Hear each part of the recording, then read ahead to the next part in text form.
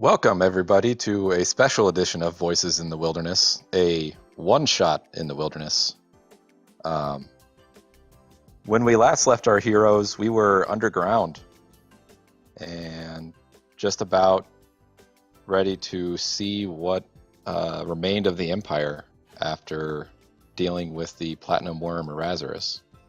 Our normal GM, Dan, is not here. I'll be handling the one-shot today.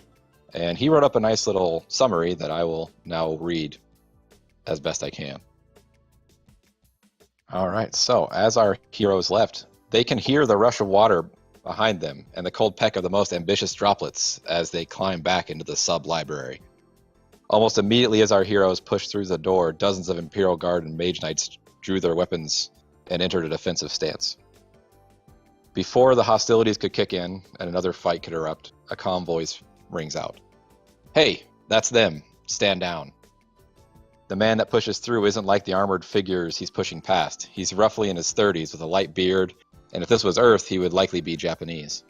There's a relaxed disposition about him that seems ill-fitting for his Imperial Air Force captain's uniform. Much to the displeasure of the nearby guard, he's smoking a hand-rolled cigarette. You were given specific people you can let through, and these are among them. He makes a motion for the guards to part. These people save lives in the wildlands and Grand Nostrum. Show some respect. I'll escort them out. When you enter the nearby hallways, or the empty hallways, now safe, but still caked with demonic viscera, he would take a few moments to speak. I know you folks probably have had a rough day with the flooding sounds and all, but it's not that much better upstairs. He would barely hesitate as he lit a fresh cigarette off the one in his mouth. We're doing our best to figure out what happened in the retreat, and now we have a fresh issue downstairs. Commander Celestine wanted me to fish you folks out and deliver a message. For all this stress, he didn't seem too fazed, and in fact his smile probably would have seemed insincere on anyone else. She's heading up a formal investigation into all this mess and would like to request that all involved parties remain in the city until this wraps up. He turned away from the party to exhale. I'd take her up on that.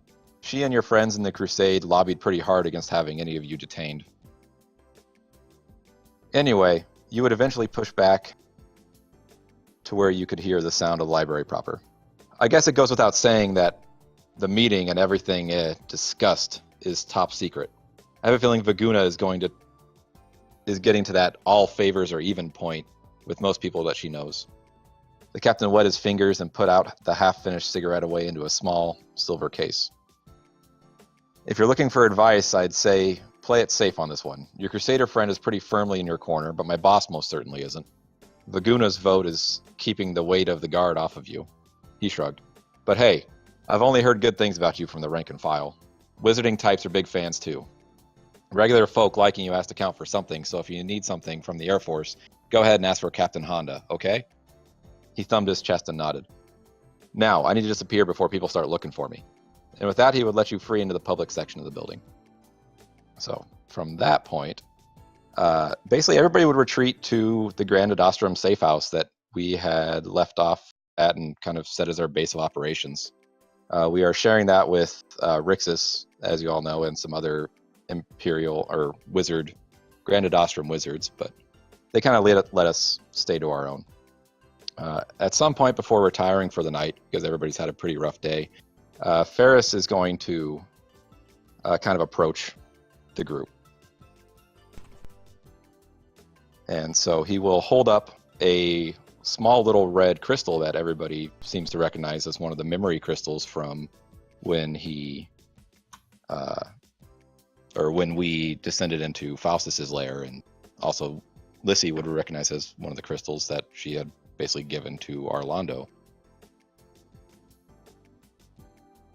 So when we were, and Ferris will kind of speak up. So, I know Gunhild and Malkesh, you know what we saw before we met Erasmus with a demonic threat. And he kind of just gestures.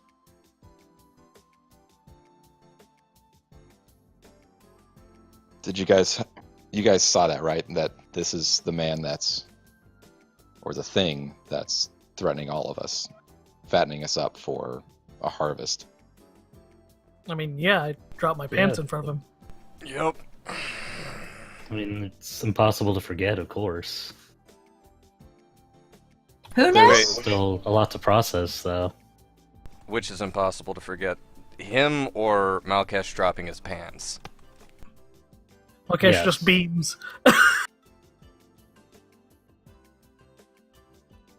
Surprisingly, the first over the second. Now flashes Malkesh a thumbs up. But Lissy and Finger guns. Hana, like, he basically admitted that he wasn't. Hana, you've met him before as Sherwart, but Yes. this turns out it was a facade. He's just took a shape that we were familiar with so he could interact with us. He's basically been playing me this whole time, but not in a way to make us fail, but to help us succeed. So this reality, whichever one this is different from the ones they've consumed in the past. Well, not so much succeed as be a better challenge. Because he doesn't want us to succeed. Right. He wants us to be better sport. So, hang on a second. So Sherwart, who is Sherwart again? Now? Well, he was the demonic pirate captain that we killed back in Guildhome, who is now some sort of giant monster. So, sorry, in character. Who Oh, has he right. become? Because I don't think I was in amongst all that. Well, What he's was not really- going on? He didn't really become. When I got the Shard of Prophecy, I've been seeing visions, and usually Sherwart is in those visions trying to guide me and teach me how to use the shard. I think I remember from Rixus Right. that part. Yeah, well, it turns out he is basically... you know how in Guildhome we fought the mother of demons? The mother of distortion? Aw, she was This is- married? This is the father. Aw.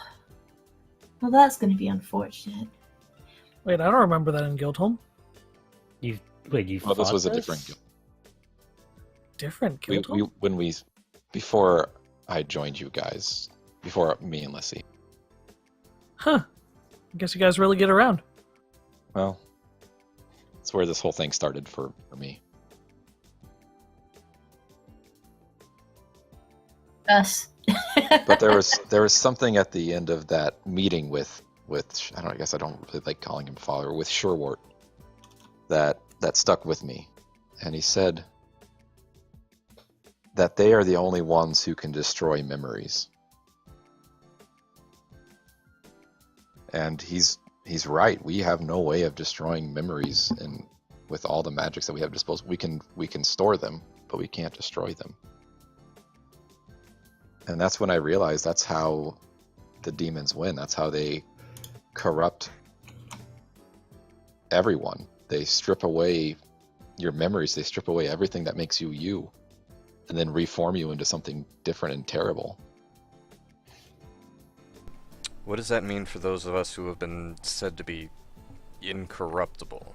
If the corruption spreads through the mind by stripping us of our memories and personalities, does this incorruptibility mean that that magic simply doesn't work on us? Or is there more?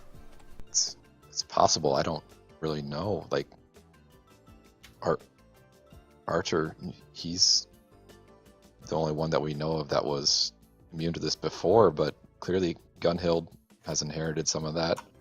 Malkesh, I'm not sure how, but every one of you has shown incredible resistance to the demonic threat.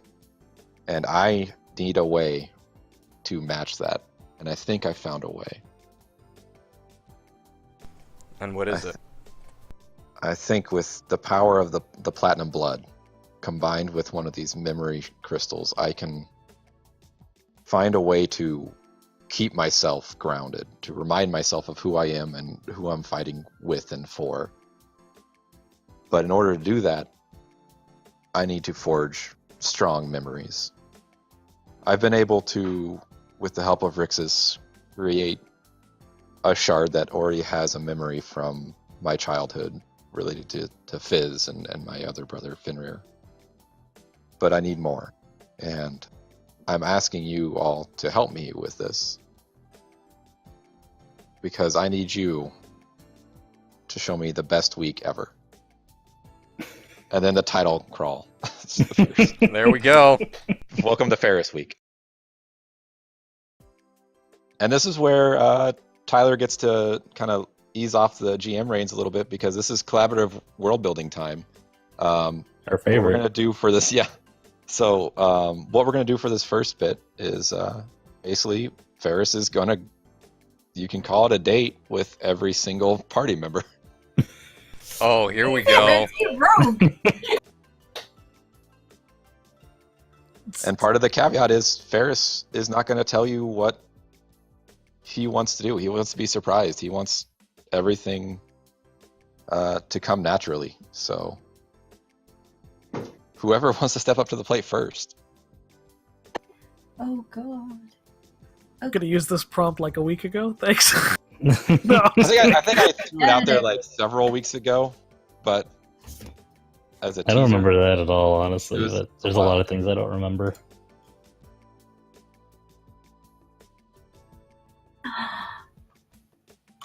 Maybe we can have another go at building a human. Malkesh, we Oh, can Lord. combine. Oh, no, forces. no. Let's see, this is for Ferris. We're not building another Ferris. What? yeah, At least please, not please yet. don't build another. Like, I would like to be the one that makes it with you guys at the end. I don't want to back up me finishing this out, please. Oh, Well, I mean, if we have the memory crystal. yeah. Anyway, That's kind of like a soul, isn't it? so, I've never had a party before. So, what does one typically do? Like for a party. Yeah, like I didn't exactly come from a background that was big on parties and celebrations that weren't two people punching each other and drinking themselves into oblivion. Well, usually the drinking's part of it. Yeah, drinking. I was gonna say that sounds like a great party. Where do I sign up for that party? The Oh. Wildlands orcs. Back in the village, I mean, a lot of our parties involved, well, there was a lot of fire, and I don't think that normal humans like a whole lot of fire. At least not the kind that we use. Usually on the World Tree, it was a lot of singing and dancing. I can do fire. That sounds like a party. Can we sing and dance with fire? We can sing and dance around a fire. That's usually how we did it. Not in the fire. Not in the fire, no. And it has to be a controlled fire. I can make fireworks. I mean, I can make stuff that burns really good. Okay, as long as it doesn't burn out of control.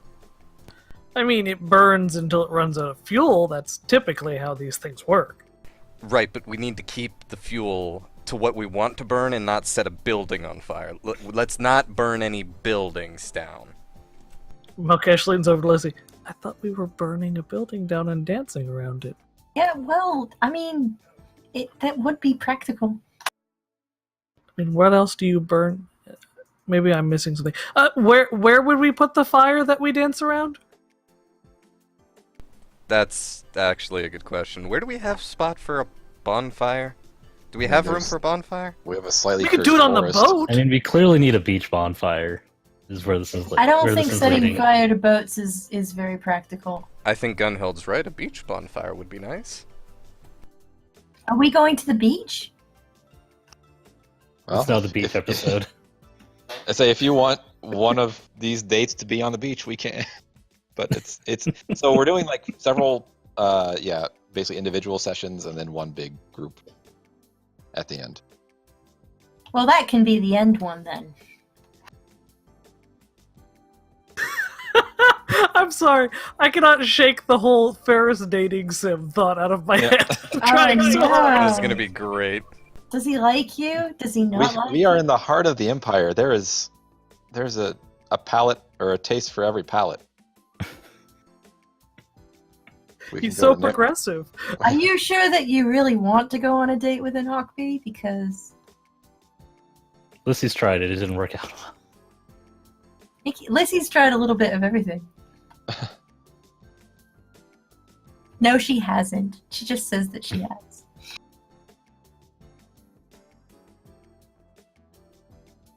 So I guess really the question is who is going first, and I guess the beach bonfire can be our big group one. Yeah, basically, yeah, we'll Let's come see back who in it and is. everybody will get together. Of course, you're starting with Mort and Ochre, right? No, I'm just kidding. Right. I will roleplay dating myself. Yes, this will be fun. Oh, that'll be great. I'll go first. Let's just Yeah. I'll volunteer. See how this works out.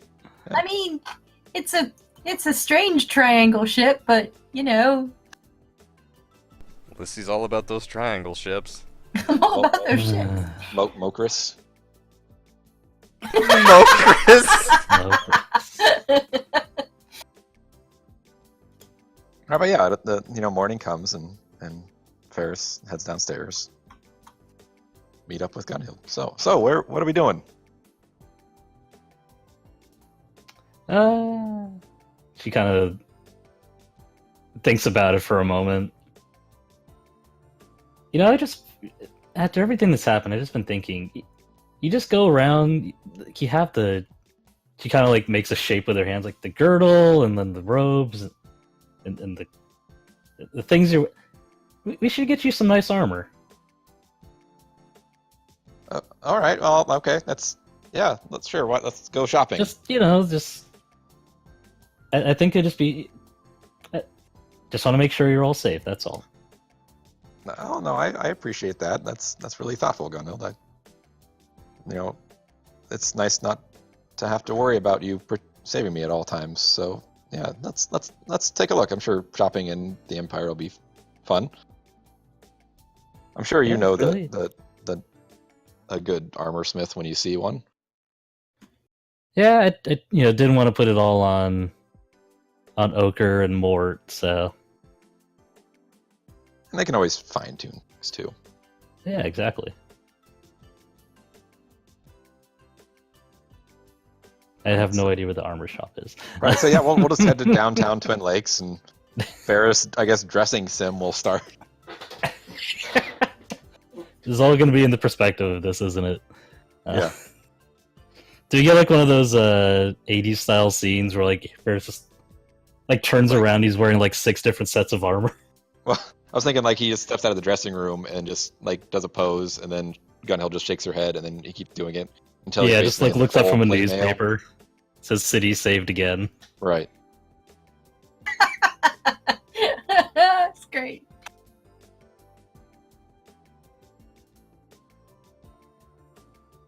Give me a. Let's do a wisdom based back. I just want to use background checks at this point. Do you want to use give me a wisdom based background check to try and find a good armor smith for Fair? The one thing I have a -1 in. Yeah. All right. You Well, can, this you is can gonna have to maybe use be- intelligence if you wanted, or charisma if you're trying to woo somebody into telling you where the. We'll do charisma. Let's use teamwork because this is all about Ferris. Right. Attribute charisma. Oh, I'm like way up higher than I should be. Okay. 30. Yeah. All right, that's really good. I rolled on the wrong thing. That works. But yeah, as we're walking along, you kind of, your armor is obviously top notch, top quality, and eventually you kind of, it's not even so much you doing the work, it's somebody actually kind of finds you out, and a shopkeep kind of comes running out of the numerous tills in downtown Twin Lakes, and says, "Oh, that's some mighty fine armor there. Who made that?" Me? Oh, Yeah, you. it's well, it's made by my family. In fact, she kind of points to the horns and the tails. Like it's kind of custom made for obvious reasons. Oh, I can tell. It's immaculate. Come. Let me show you. It's it reminds me a lot of my master's work. Have you heard of Master Imold? Emerald? No, but I'm actually here with my friend here, and she kind of lumps Ferris in with her. Ferris gets like dragged in, and the shopkeep kind of looks him over and not impressed at all with Ferris's like light armor and robes. I can see he's that's a shame. Here, come. Let me help your friend out. And sure enough, Ferris and Gunhild get dragged into this shop, and it's for it being a blacksmithy, it's very nice on the inside. You can hear the clanging of hammers and metal in the back, but the actual storefront is almost like a designer shop. They have armor just kind of sitting on racks. There's a dog squeaking something in the background. A kobold. Yeah. And yeah, for the next hour or so, you and Ferris and Gunhild are just trying on armor. And eventually you find this really neat piece of armor that it doesn't really change too much of the look of his robes, but it just looks much more protected in vital areas, whereas his previous robes seem to kind of have an open chest where you could just get stabbed right in the heart. There's a nice underlaying of light armor there that is still flexible, and Ferris says, "Oh man, this is great. It breathes, so I'm not sweating, which is great." And yeah, I think this is really nice, Gunhild. I knew you'd find something. Squeak. Yeah.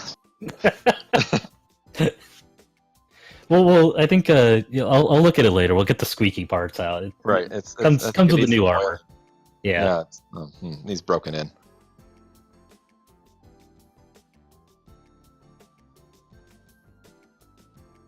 And then, outside of the shop, Ferris just kind of stands around. Do you have anything else planned for today, or? Well, I guess now that we're there's here, all sorts of places to eat around here. yeah, we should get something to eat. I guess. I haven't had a good meal in, well, it feels like since we got here almost. Well, yeah, we've kind of been on the go, huh?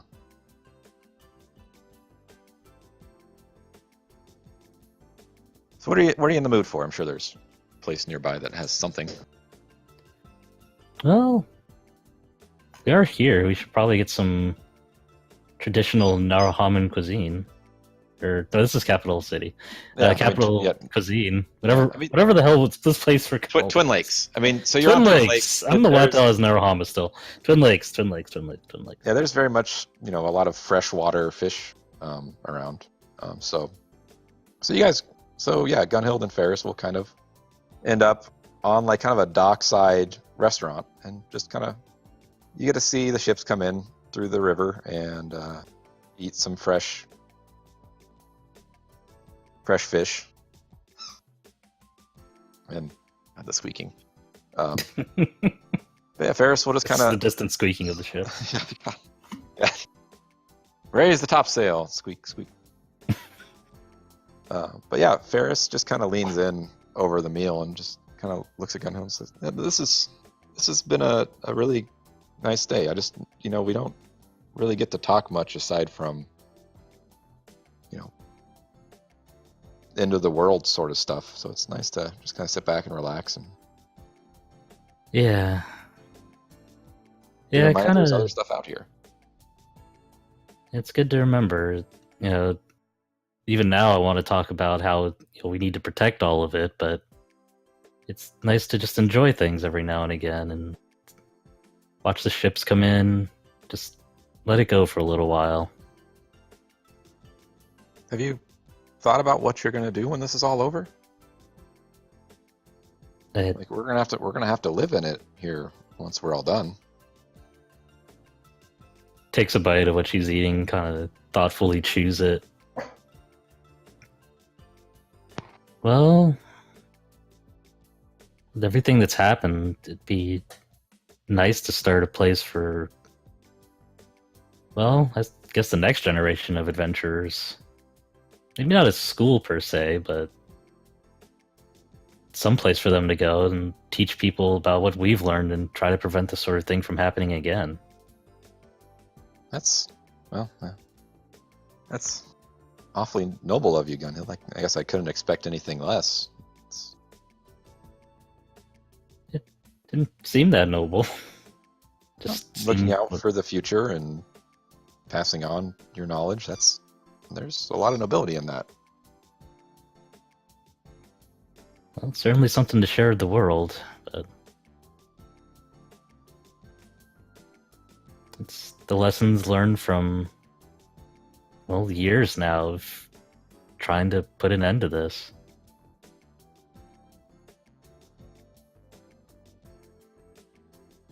What have you been considering, Ferris? Like, what do you want to do when this is all over?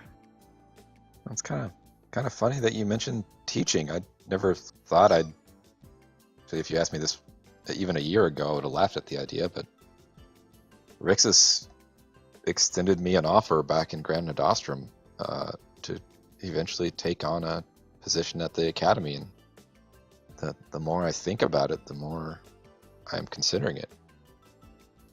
Spell thieving is fun, but it's long term. It's just not.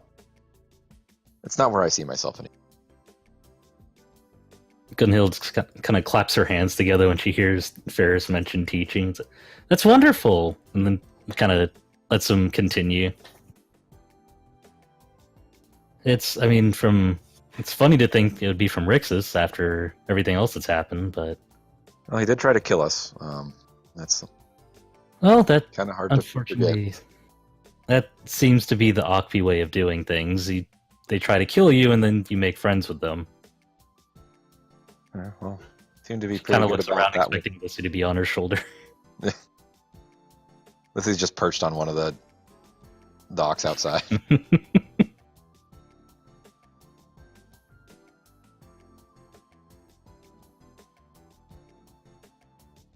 But yeah, I think that's where my family has always been, is Grand Nadostrum. I can't imagine passing it up now. Speaking of family, you must be pretty excited, potentially meeting your mother here soon, right?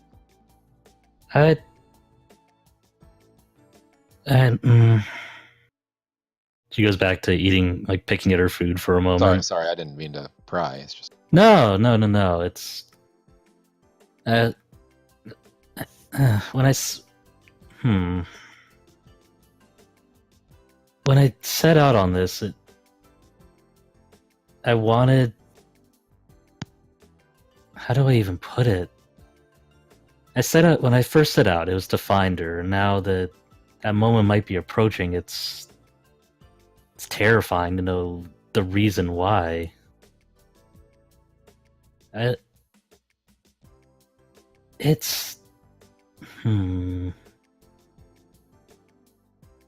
The more I think about it, and I've been thinking about it a lot lately. It's just the more I do think about it, it's more like she didn't want me to be, well, maybe a hero like it seems like she was, but she knew I had to be. You would think someone who lived through all that could talk more about it, warn against it, but she never said a word. She never told me to stay away. She never told me not to adventure. She never told me to stay home. Well, okay, she did tell me to stay home when she disappeared, but I think she knew. Well, Yeah.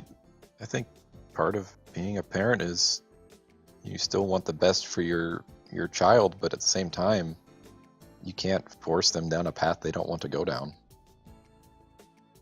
This is a dangerous lifestyle, to be sure. But it's also the one that I don't think I had another choice. And I don't mean this, don't take this in a literal way, Gunhild, but and he kind of points at her, you as Gunhild were made for this. I know. And, well, I've spent a lot of time thinking about that, and if there's kind of a gestures towards the water outside. And I think by this point the sun is setting. I Very think little it's seen out there. Yeah. I try to think of it this way. If there must be hundreds or thousands or millions of fish out there. And I just started to think, if each one of those was a different world, and we're just one of them, we're just trying to protect our own, maybe there's a Gunhild out there that works against us, or maybe there's a Gunhild out there that stayed on the farm. There's a Ferris out there who's forced to be a whatever this is. There's a Ferris out there who didn't, who lives. Well, you get my point. There's a Ferris, and maybe we're traveling with Fizz instead. Maybe Ferris is the one who's staying behind. Maybe. I guess what I'm trying to say is that everything that we've worked for, we can't let it go to waste. And I think, well, Ferris, do you believe in fate? Ferris kind of pauses for a second and then looks at his drink. If you had asked me that again about a year ago, I probably would say no. But the more I've learned on this journey and the more I've studied, I think there's a reason that it's us. Because nobody else could do it better. Ferris kind of laughs at that.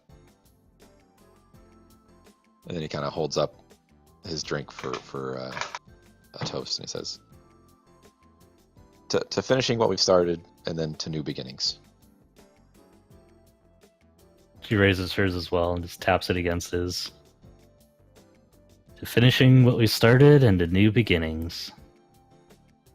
And then at the clink, unless you have anything else to add, we'll transition to the next day. I think that's it.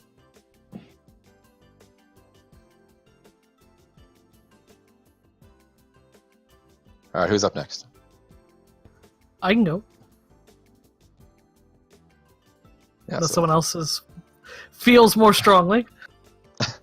How does date night with Melkesh go? People are just jumping for this opportunity. Right. No, to it's talk. alright. It's okay. I'm sorry. So date night really begins before the sun is up, with Okay. Melkesh quite literally jumping on the bed. Whoa. Good morning. We gotta go. Listen. We have a limited amount of time to get the materials together to do this in one day. Normally we need a week. We're gonna do it in a day. So I need you to kind of get up, get dressed. We gotta get out the door, okay? Okay. Ferris kind of is like rubbing his eyes as he's sitting up and getting out of bed. Melkesh just rolls off the bed and goes out in the hallway and just kind of crosses his arms and waits. It doesn't take long, but for some reason for Melkesh it feels like it's an eternity. Melkesh is already out there just tapping his foot when you walk out. He kind of grabs your hand and drags you out the door. And, it's still pitch black. What time is it? I don't know. I just know the sun's up in a little bit. But anyway, that's irrelevant. We got a long way to walk, so let's go this way. Okay. All right, I think it's a left. No. Yeah, okay, it's a left. So they take turns, and they're going downtown, and they pass all the nice shopping areas, and they keep going. And they keep going. And eventually, the nice downtown part of the capital becomes the industrial part of the capital. And then it becomes the shady industrial part of the capital. And then it becomes pretty close to the outer walls of the capital. And the place does not look safe, though it's early enough. Chances are, if anyone really had foul deeds on their mind, they've gone to bed or are too drunk to do anything about it. And as they walk, they reach a big, like, factory almost, and but they don't go in the front door, they actually walk around the back, and there's a giant pool of what looks almost like red blood. Big old pipe, and just gore and ephemera and offal is just sliding out the pipe in the back. And Malkesh, you can see, just turns to you and says, "Look!" Like Ferris is like trying to make sure that Malkesh is no longer behind him during any part of this. No, Okay, come on. What is this, and how did you find it? Okay, so this is the output pipe of the local slaughterhouse. They started about 4 in the morning, so there should be fresh things at the bottom of this pool. We just need to find 2 cow leg bones about, and he kind of makes sort of like an 1.5-inch circle with his fingers, at least the best he can. It's kind of hard, he's got small hands. Just about that big, with sort of a taper coming down off the joint. Think you can do that? I mean, do you want me to jump in there, or? Yeah, and Malkesh just literally jumps in, and you see him kind of like there's bubbles coming out of this pool of water and gore, and he kind of comes up and he's like, no, that's a rib. And he goes back under. Hey, no, that's a wedding ring. That's not supposed to be in here. I'll save it for later. And he kind of tucks it in his pocket. Come on, it's warm now. That's when you want. You don't get cold later. Ferris is gonna kind of stand at the edge and then just kind of, yeah, I'll help. And he starts like just kind of half-handed, like half-assedly using a mage hand to kind of filter around the bottom. And after probably, I don't know, 20 minutes or so, you'd have 2 decently sized leg bones.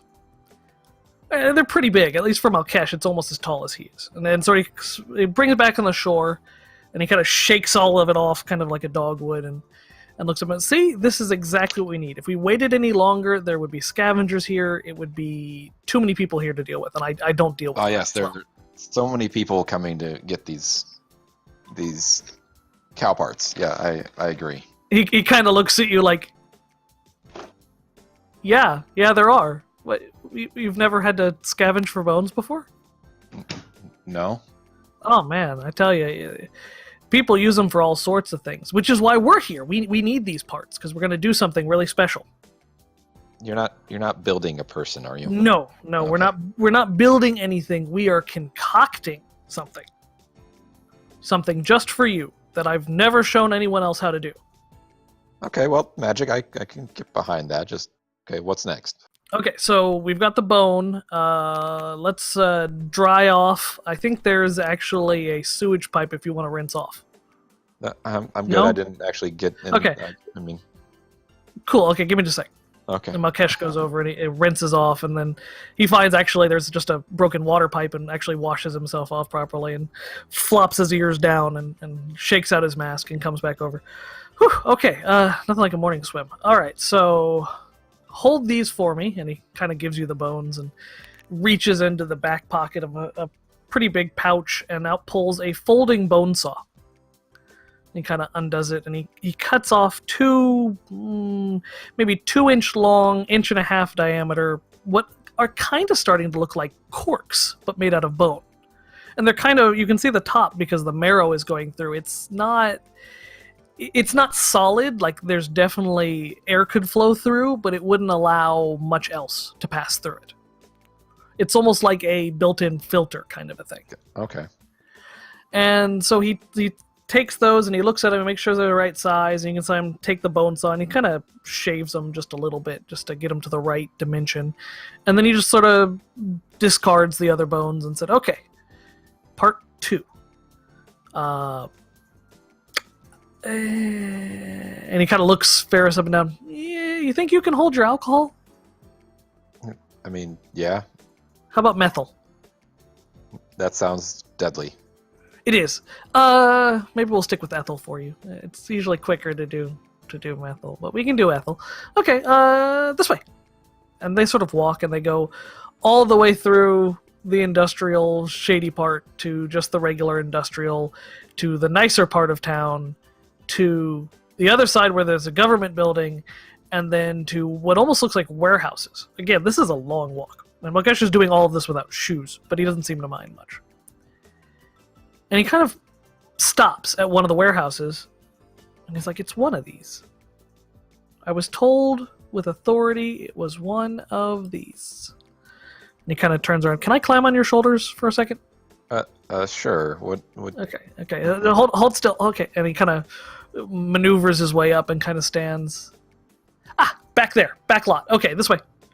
And they sort of, you see everyone's, there's probably 8 or 9 people sort of moving towards this warehouse. And Mukesh gets in line, kind of, motions for Ferris to get with him. And the line moves forward almost like a government office. Someone's called, it moves one step forward. Someone's called, it moves one step forward. And as they get inside, a lady hands both Ferris and Mukesh a clipboard with this warning and waiver on it, and he says, hey, just sign it, don't worry about it. What am I signing? We just need access to what they're testing here, don't worry about it. Okay. So, Mukesh signs it and hands it back and smiles. I guess Ferris will sign it as well, but definitely not using his real name. And Mukesh, they kind of are motioned into a small little white room, and they bring out this big old cup, almost like a half barrel, with a big old handle on both sides so it kind of be poured. And then they give them both these little glass specimen jars. And Mukesh says, okay, whatever you do, don't follow their instructions. And looks him straight in the eye with a dead serious look. Got it. What do I do instead? A few minutes later, some kind of medical personnel comes out. At least they're wearing a white coat, and says, "We want you to drink as much as you can, and once you've woken up from passing out, we'd like you to provide a urine sample." Mukesh just nods. Of course, yeah, we can do it. Right. That's okay. As much as we can. Got it. Much as you can. Sure thing, boss. So the lady just kind of nods, looks at the waiver, looks at them, and then says, enjoy, and then walks out. Mukesh goes over and he kind of scoops up, takes a little glass, takes the specimen jar, scoops it up out of the barrel, puts the cow bone cork in it, like that. Just stops it down on the table. Ferris is kind of sniffs kind of it. motions for the. It's like, what is? It's probably as close to fantasy Everclear as you can imagine. It's like 190 proof. It's almost pure alcohol. And as one would do when sniffing Everclear, Ferris just starts coughing immediately. Okay. Yeah. You waft. Cork. You waft. Yeah, you don't. well, okay. Don't stick your nose over it. Okay. I'm just gonna cork, I guess, and he'll also cork it. Perfect. Okay. So now we need to leave quietly. I was about to say we need to go, right? We're just stealing this. Yeah, that's yeah. okay. Just kind of. I mean, if you're okay with that. Yeah, let's give us a background check for just stealing this Everclear.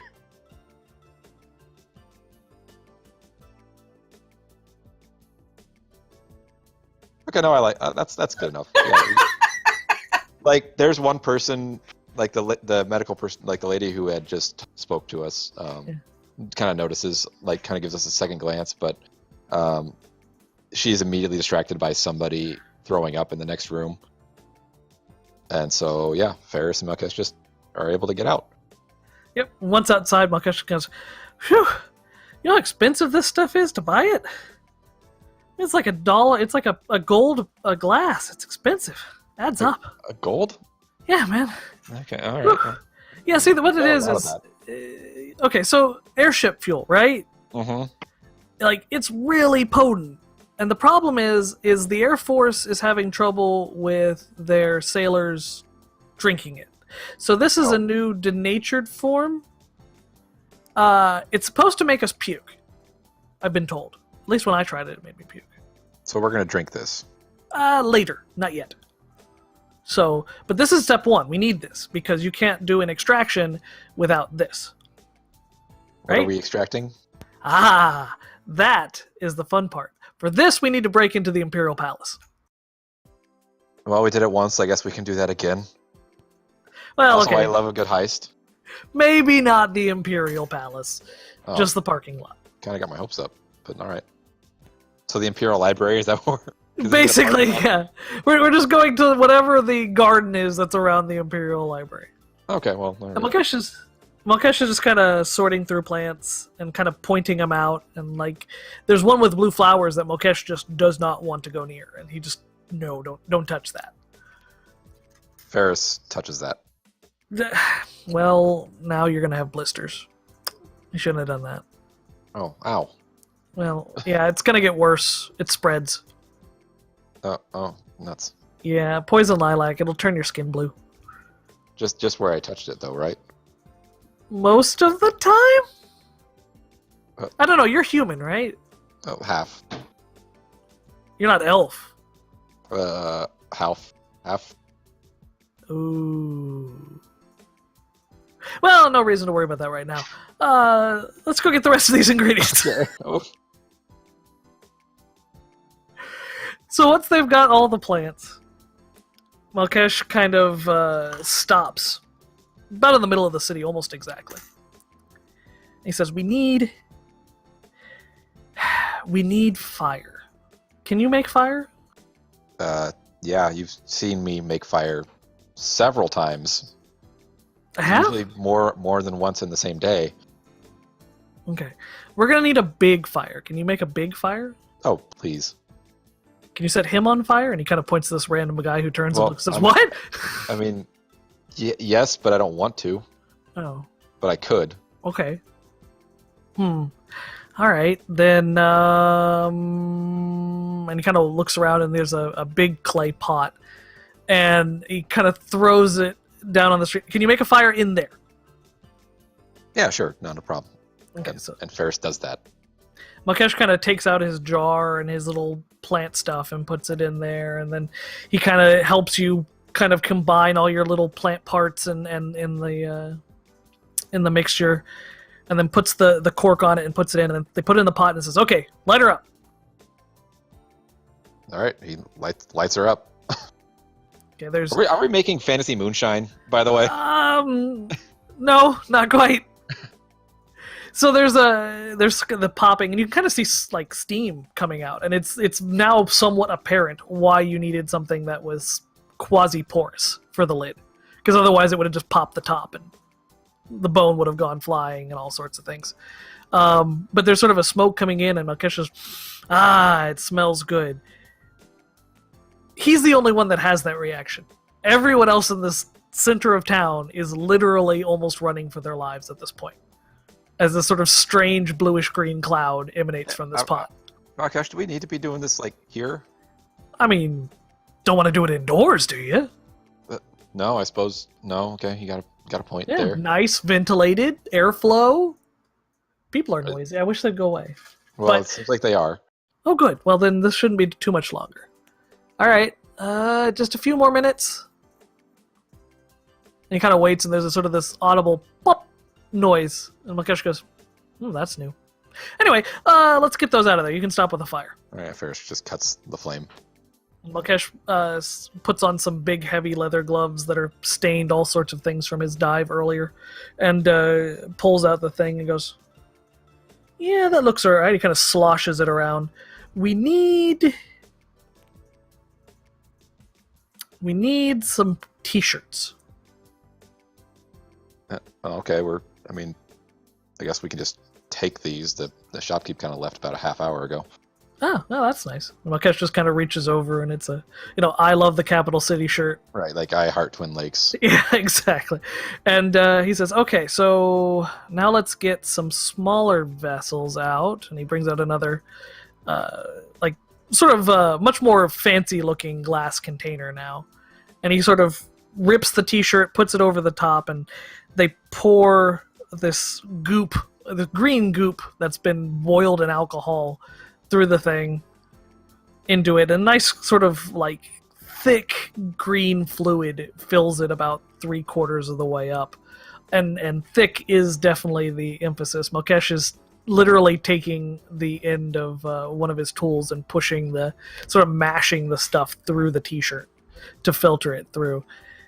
And at the end, it looks like a green Jell-O snack in a glass container. And he takes the charred bone and he puts the top on that one and puts one on his and hands both of them to them. What do you call this again? Lunch. Oh, we're doing this now. Yeah, bottoms up. All right. And Ferris takes a drink. Or I guess takes a bite. Kind of. It's like it's like slime. It's like green slime, except it packs the biggest punch you've ever had, and arguably it's extremely hallucinogenic. I was about to say, I'm going to do a constitution check for Ferris here. Yes. Yeah, let's do this. Ferris is gonna be lucky he remembers this week after this. Do that. Ferris forgets his whole life. Oh, he does. Actually, he takes it pretty well. Yeah. All the colors change. Now it is hallucinogenic in the sense that basically the world is distorted, but your perceptions of it are not necessarily do so. So And Ferris just says, "Whoa." Everything, like just the air on your tongue tastes amazing. All the colors in the world are the most brilliant, vibrant things you can imagine, and they're changing. Ferris is just petting Malkesh's ears. Malkesh will not admit that he likes it. It says, now we have lunch. And basically Malkesh leads tripping Hunhao around Capital Ferris. City. But sorry, Ferris. Hunhao is also tripping for separate reasons. Ferris around Capital City, eating at every little like cheap lunch shop, and everything tastes like the most gourmet meal ever made, and it costs them all like 1.5 gold for the entire day.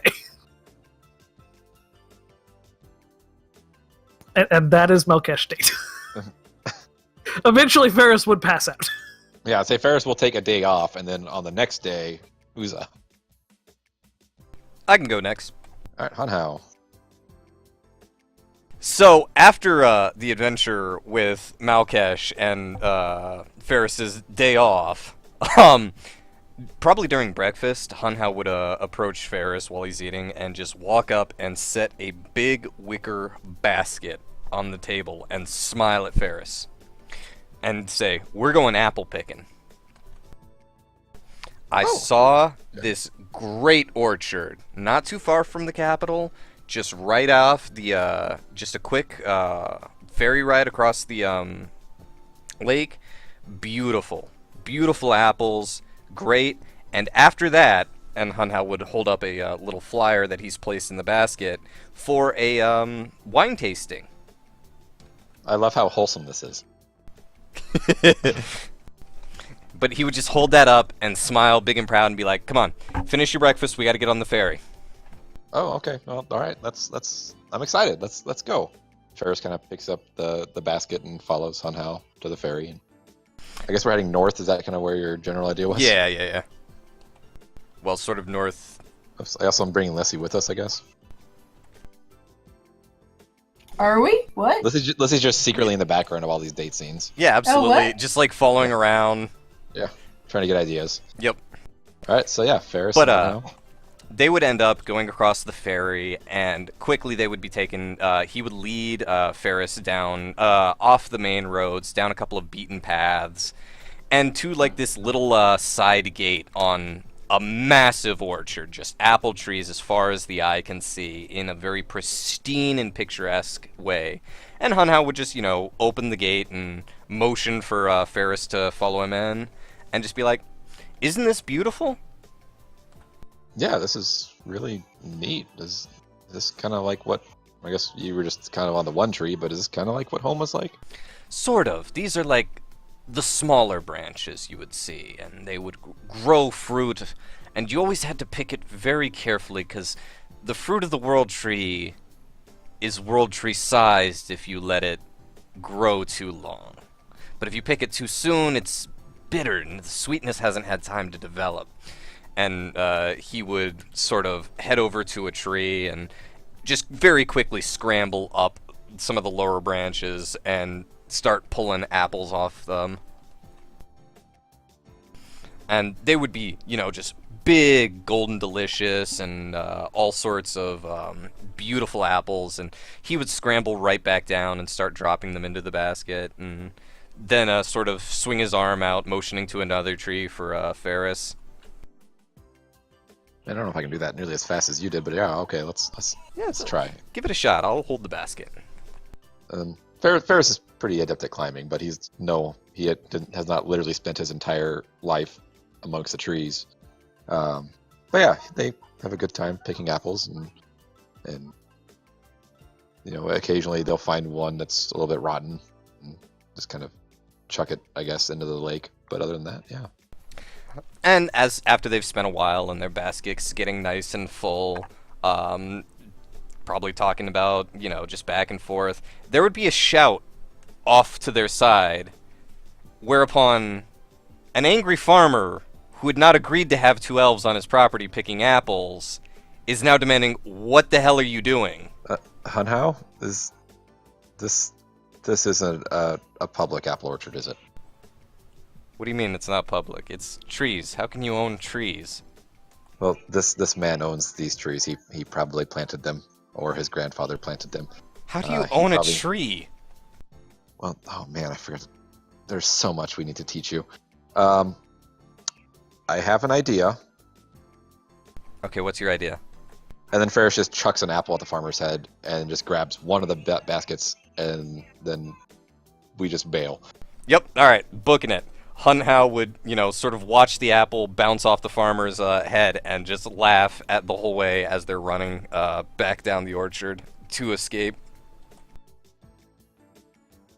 Please tell me this wine tasting is an open air area that's actually accessible to the public.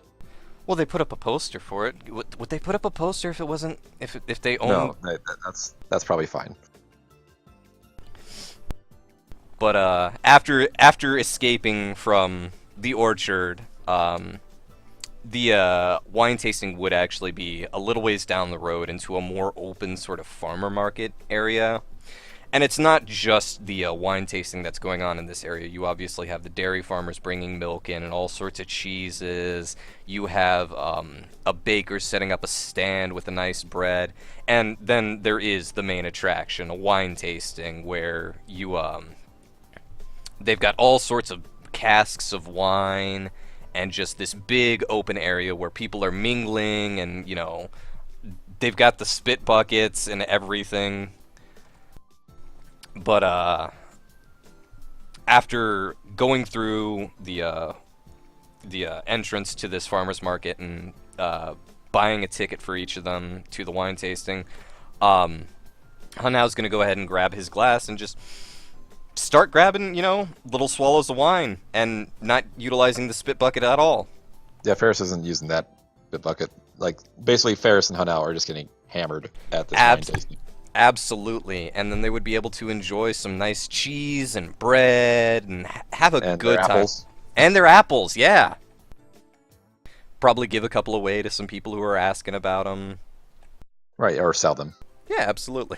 Well, Ferris would be selling them. Hunhao would be giving them away behind his back. Just and by the end of it, it's probably a push as far as the cost of the wine tasting versus the number of apples that Ferris has sold before Hunhao could give them away.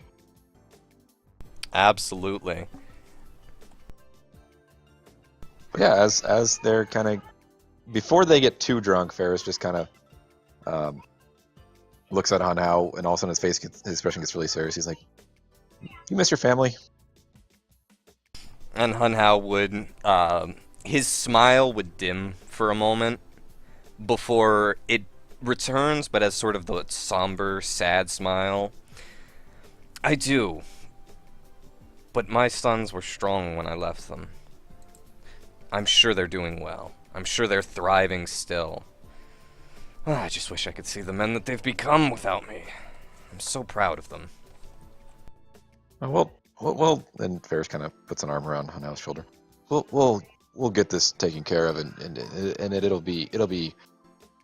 I'm sure you'll get back to them, and Ferris kind of pauses, shakes his head.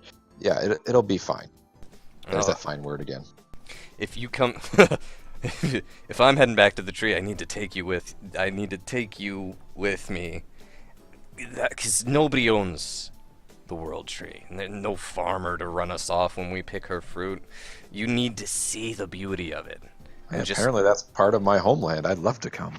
Absolutely.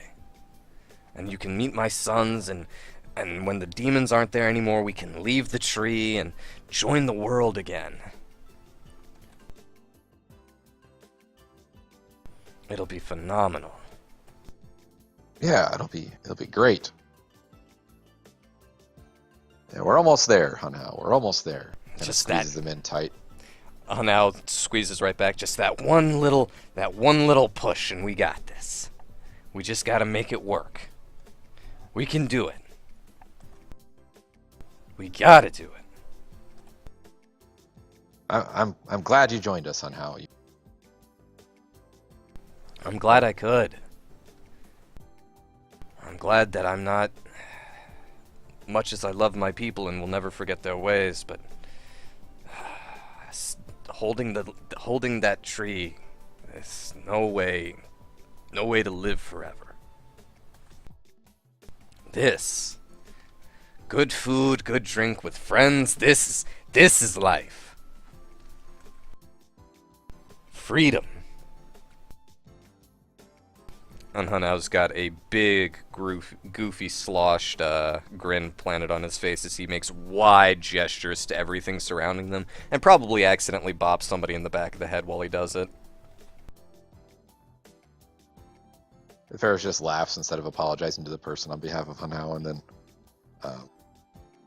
and eventually they're probably politely asked to leave the wine tasting, because this was all at extremely loud, like full 100% volume, this conversation they're having. Absolutely.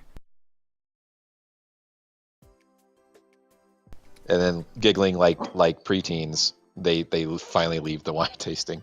Yep, and they'd be able to easily enough catch a ferry home, because the ferry's probably used to dealing with drunk people coming in from wine country.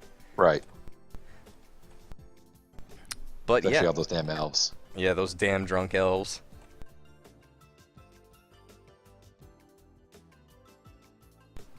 But yeah, that's more or less what Hanhao had planned. And then there was Lissy.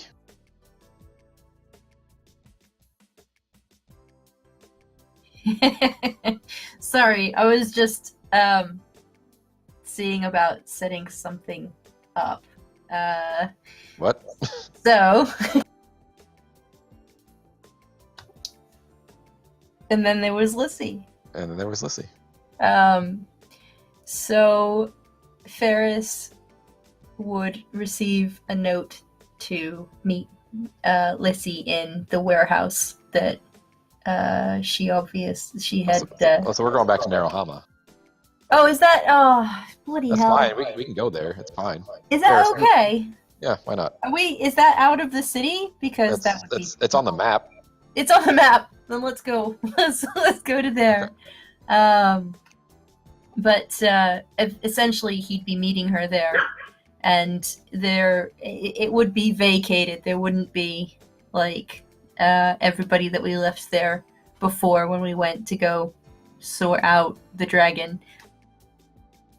It's basically empty now because most of the stuff has been used or utilized or otherwise engaged in other projects, and there is a large white sheet on the floor.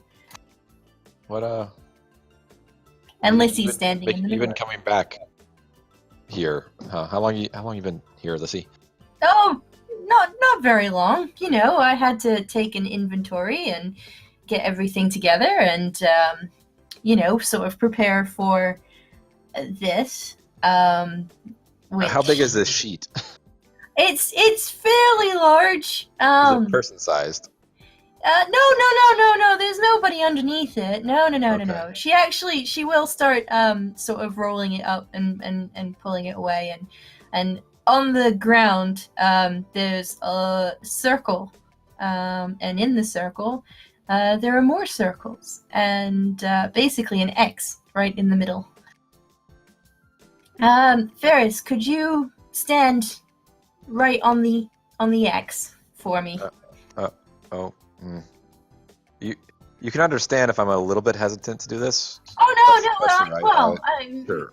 I can, Ferris will stand on. no, don't worry. There's nothing. I promise. There's nothing that's going to jump out at you or anything like that. And then Ferris just kind of stands in the X and puts his hands at his sides and. Okay, you can Taps him against his thighs. sit down. Actually, if you sit down, then you're a little bit closer to me. Then. Okay. And she's standing in front of him. Then Ferris sits, and now they're basically at eye level. So, this is the end of all things, which is quite apt because it was us at the beginning of all things. And it strikes me that when I met you... Oh, I'm very bad at this. You'll have to forgive me. When I met you, you just seemed to bumble around like most humans do, and Well, now hang on. constantly getting in my way, and but as time has gone on, I have found that you are quite useful, and that you actually do have a mind, which compared to a lot of people that I am around, that is something that I have found to be unique. Did I say that I was really bad at this? Because I'm quite bad at this. Are you complimenting me? Yes. This yeah, might be the I believe nicest thing you have ever said to me. Oh. Well, it's true. I do feel this way about you. I do not feel like dating you. I hope you understand that. I just don't think that it would really work out. I don't know how that would work, to be honest. Suppose you're attractive in a kind of beardy way, but it's just not really my thing. Oh, okay. So now we're going back to kind of maybe insulting me a little bit. Well, it's the truth. So, look, I want you to take this, and she hands him a ship. And I want you to hold on to that, and she's actually starting to back away. And I want you to concentrate on your brother. And she backs up all the way out of the circle. The circle starts to light up. Ferris, concentrate on your brother. Hello, brother. Okay. Oh. Fenrir? Can you hear me? What? How? What? Are you alive? Alive? I don't know. I'm kind of stuck. Yeah, It's rigid, but floaty? Does that make any sense? I think when I tried to see what she had done to you, I kind of, it makes sense. They're kind of in between worlds. There was a great red. It was ripping me apart, and then there was this. It just stopped, and I'm kind of been floating here. I feel kind of pulled, like I'm chained, but I'm not being pulled apart. It's not uncomfortable. I feel stuck, Ferris. What? I haven't talked to you in so long. Did something happen to us? Do you remember Guildhome when we were on that? We had that job. Yeah, it was a grand adventure. We were jumping on things, and then there was the bar and the tree guy, and And then you saved us. I saved you. What do you mean? I mean, it sounds like something I do, but do anything for my little brother. But what do you mean I saved you? I just remember red, just red and a screeching, and then darkness. We were in that red world. Somebody had done a ritual to bring the demonic threat to the continent. Guildhome was in the middle of it. We were able to stop it, but you covered our escape. You sacrificed yourself for us. They must have captured you somehow, and Lissy, the Okbi, the bird, she preserved you somehow. I'm not sure. The seagull, right? Right, close. Excuse me? Kind of like a puffin, I guess, but yeah, pretty much. So I guess that means I'm dead? I don't know how to describe it, but we're gonna fix this. Listen, there's no fixing dead, Ferris. I'm not afraid of being dead. I'm not. How do I put it? It's the red to the demon threat, though. I'm not leaving you to that. I'm not there anymore. I mean, I don't think it. There was a definitive point where I could feel like I was being ripped apart. This just literal parts of me sort of shoon away, and now I feel stable. It's like floating on the ocean at night. It's terrifying yet comfortable. So you're okay with this for the most part? Like, is there anything I can do to help? Or I don't know what there is after this, but I've not been able to talk to you. Are you okay, brother? Is there a reason you've contacted me? I never got a chance to say thank you for everything that you've done. Ferris, there's no reason for thank you. I would have done it for Fizz too, the annoying brat. Oh yeah, he's one of the counselors in Grandadostrum now. He somehow made something of himself. That's figured you'd find Fizz? that. Yeah. A diplomat? Oh, and Dad's dead. Good riddance. Yeah. That might give you some joy. Not joy. It actually makes me a little concerned now. I may have to talk to him afterwards. I mean, if I am dead. You know, I have to be honest, I really wasn't prepared for this level of moral conundrum. Well, you know the word, you're always better with that. The C word. Conundrum, is that what you're going for? Yes, you have to understand, I was so much better with axes than I was with words. Alright, I think the magic is starting to fade quite a bit. No, I'm still here. Never mind.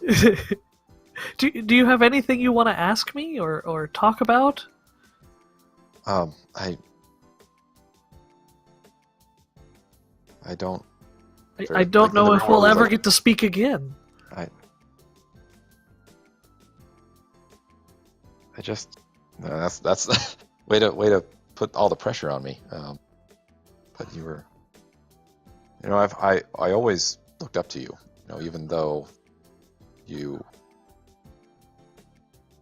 could never, you were never father's child. But I just wanted to say I'm sorry for anything that I might have said when I thought I wanted to be like him. No, he was successful. It's hard not to look up to people that are successful.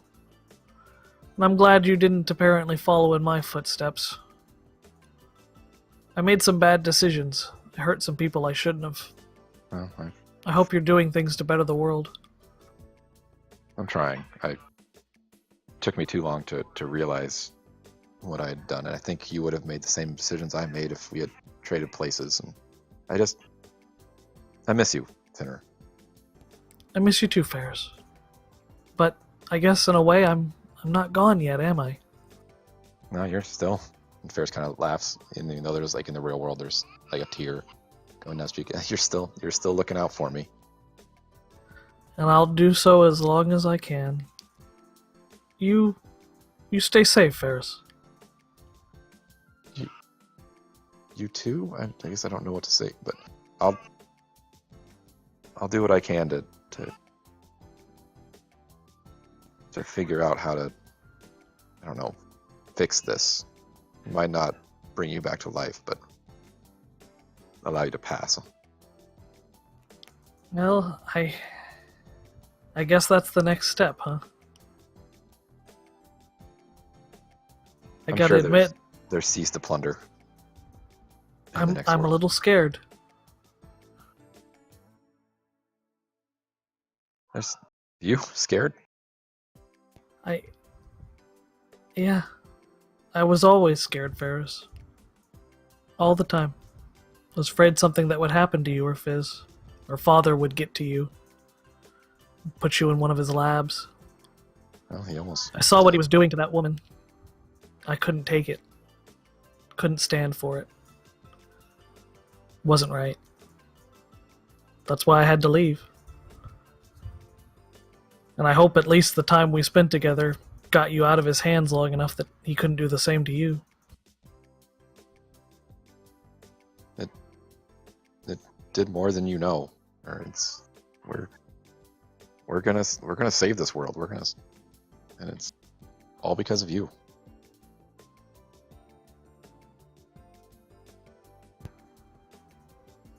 You keep going then, Ferris. Keep striving. I don't think I have the strength to hold on here much longer. I'm sorry. This is taking a lot of concentration. I'll see you when I see you. Farewell, Ferris.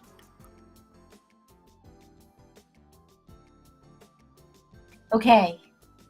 Now it starts to fade, and Ferris has come back with the ship in his hand, and a very, very anxious-looking Orkbee in front of it. Are you okay?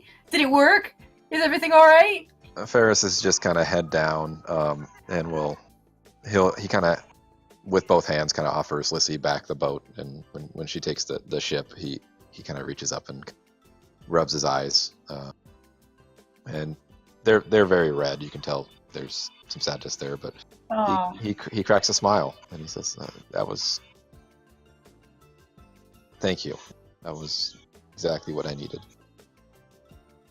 It was always what I wanted for you.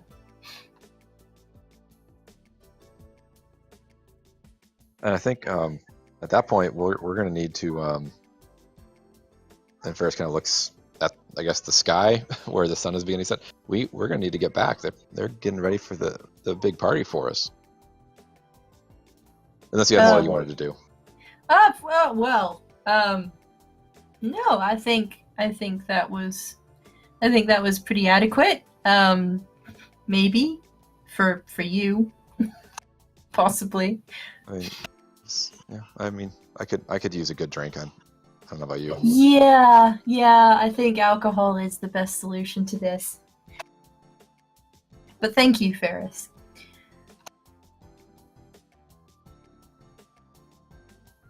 So we're going to get back, and we're just going to cut straight to the scene where everybody's on the beach. Everybody has had more than a few drinks by this point. And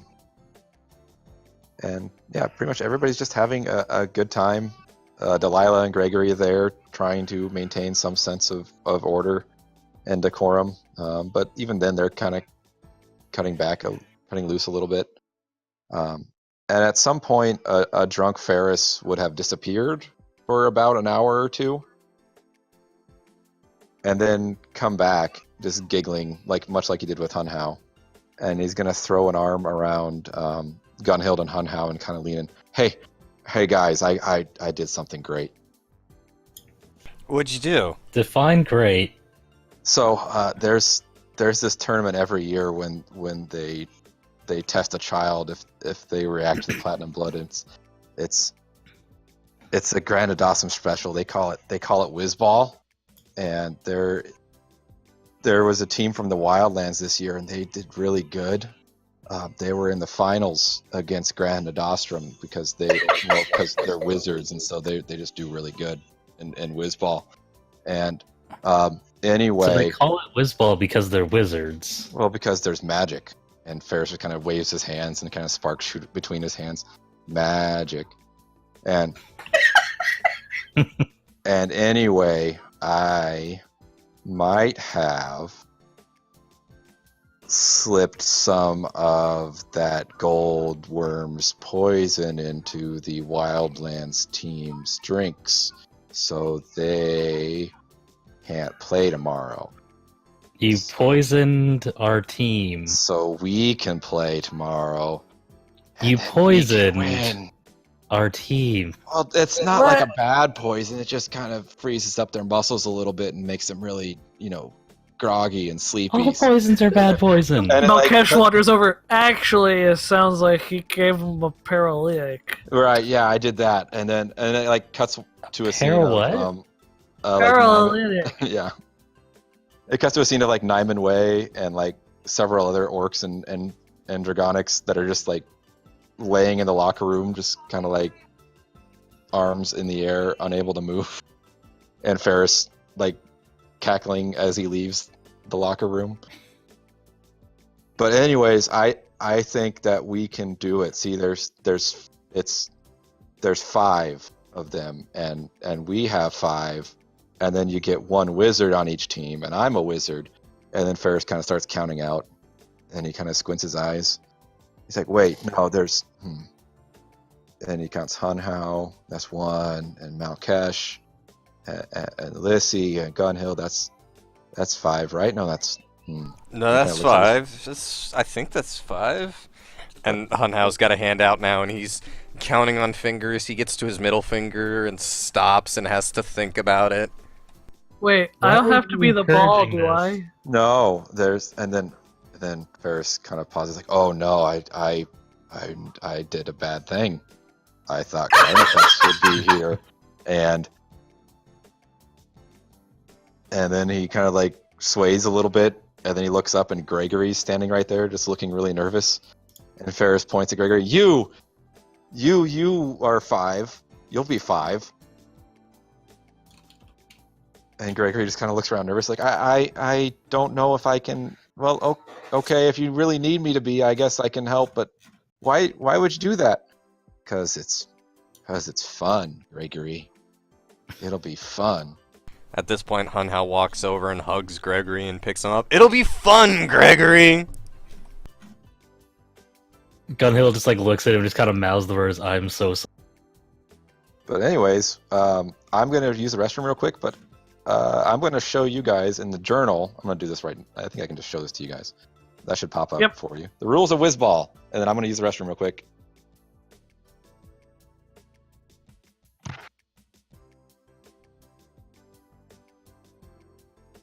So where does the continuing Whizball campaign start? Oh, this will be great. There's a lot of text here.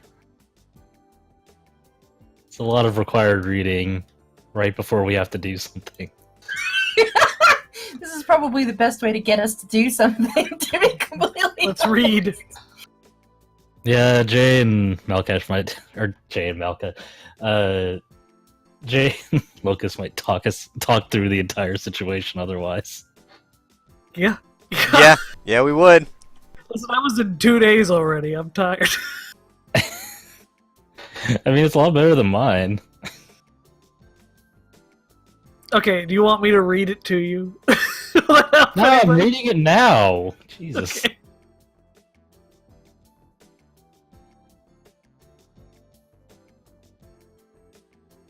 Went from the friends catching up situation to the actual Ferris Bueller's Day Off levels of ridiculousness.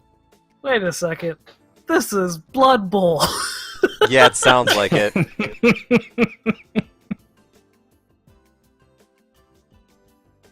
I am gonna be so bad at this.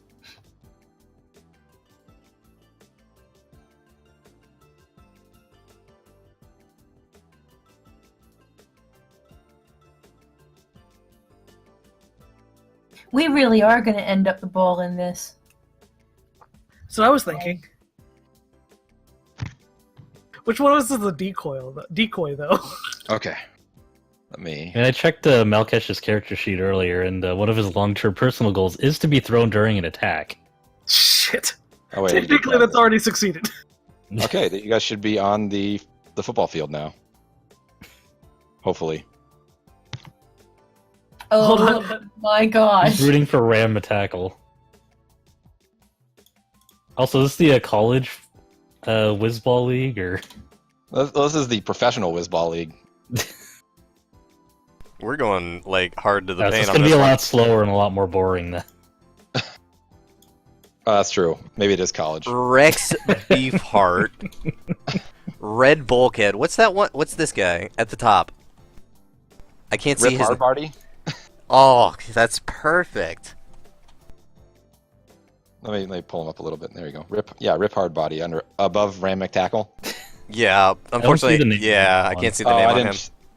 Oh, My really? god, we're fighting porn stars. Is it How just like- oily are they? Hey, these guys are sponsored by that sex shop from Grand Nostrum. Oh, God. Well, they are from Ganondostrum, so it makes sense. But yeah, it's the next day, and Ferris They're just all wearing drunkenly robes, but just remembers super ripped. that everybody needs to get to the Whizball field. And it is very much a spectacle. There are fans everywhere, just cheering their heads off, screaming like crazy. They don't quite recognize you because you're not the team that made it all the way from the Wildlands, but I mean, you're wearing the right jerseys. Is Hunhow wearing a jersey and no pants? Yeah, sure, why not? Awesome. There's no padding in this game. I should note, while you can't really use your weapons, because this is very much a non-lethal contest, you can still attack like you are using your specialized weapons. When you say non-lethal, Not like I mean, Blood you Bowl at can- all. Don't murder the other team. can I death knell the other team? Unless you can death knell without murdering somebody. Murder's a very specific Ripping the term. soul out of their body. I mean, we're not playing Death Ball, we're playing Whizball. You're right. And like Ferris will take Malkesh aside several times and just reiterate, so you can't kill them. Malkesh just looks up with big pleading eyes, wearing like a dress that is the jersey. And Camille just like leans over, you can't kill them. Oh wait, Fine. no, don't roll initiative. I don't have the turn tracker up yet. Oh, shit. Oh wait, you're It's still working. Up. Hey! Oh, shit. Don't. Okay, no, we're fine. You didn't see that. I just nearly fell out of my damn chair. Oh, that's okay. That's worth it. Oh shit. Let's see if I can get the escalation die. No, I can't do that. Perfect. And you guys are quick on the draw on the initiative. All right. I thought I clicked my pog, but it doesn't seem to have added me. Oh man, somebody rolled a 20. I don't know if your pog is selectable. It's not, at least on my end. Oh, yep. No, let me fix that. Let's try that again. Go ahead and roll your initiative again. Let's see. I know you rolled a 1, but I don't know how to randomly add somebody in there at once. So go ahead and roll it again. Make sure you can click your. There you go. It's 2 more. Okay, I so still I rolled think terribly. the other team's gonna go first. I think their initiative beats yours. Yeah, it looks like. But we're alternating initiative here.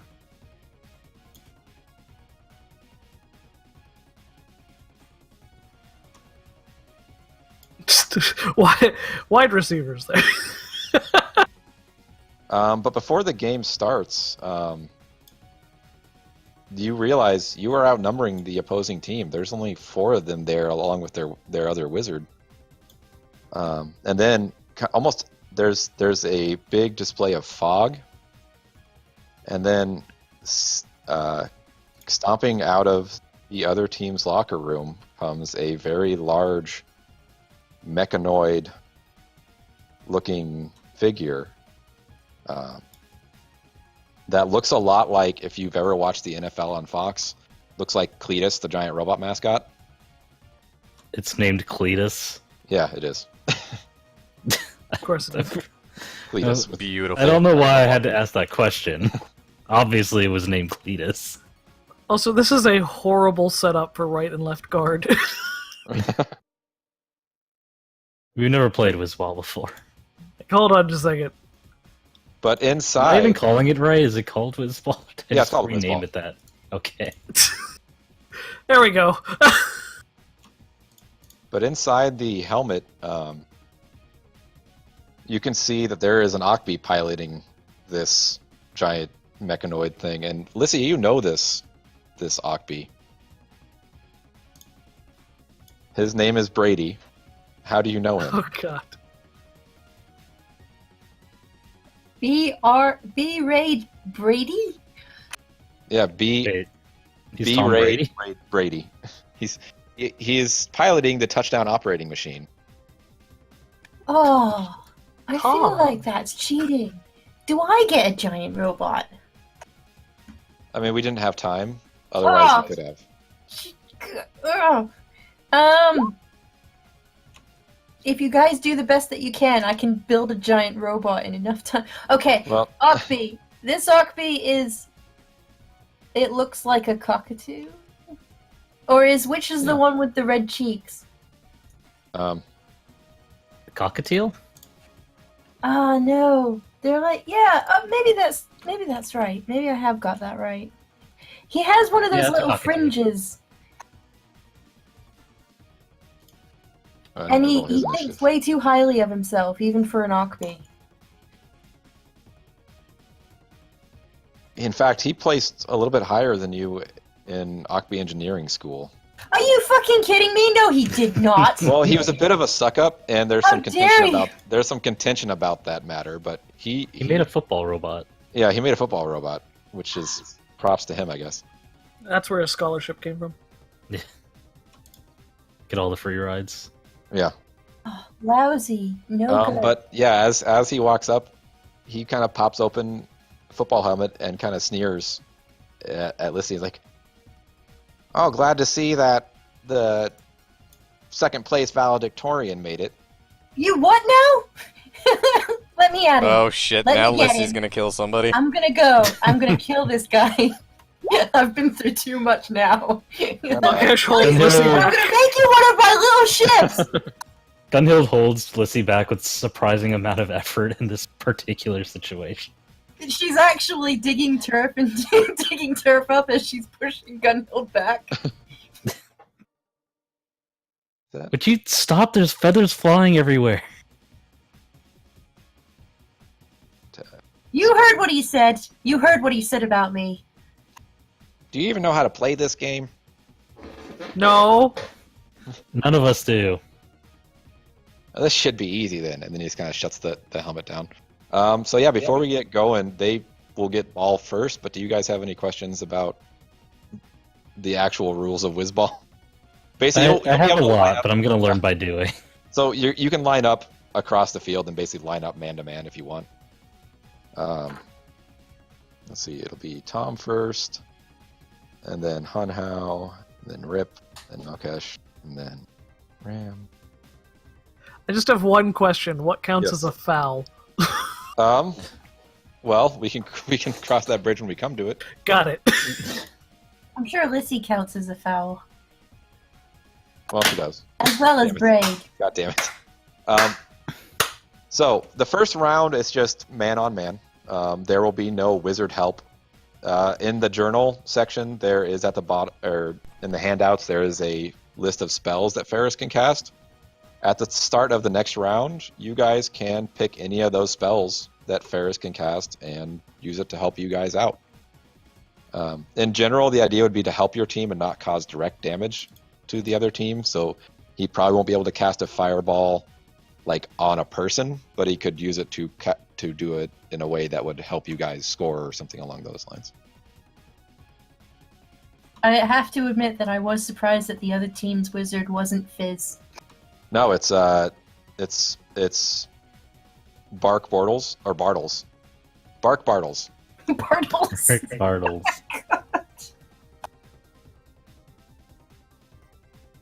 Gregory is a little enthusiastic there. Well, yeah, you guys need to line up.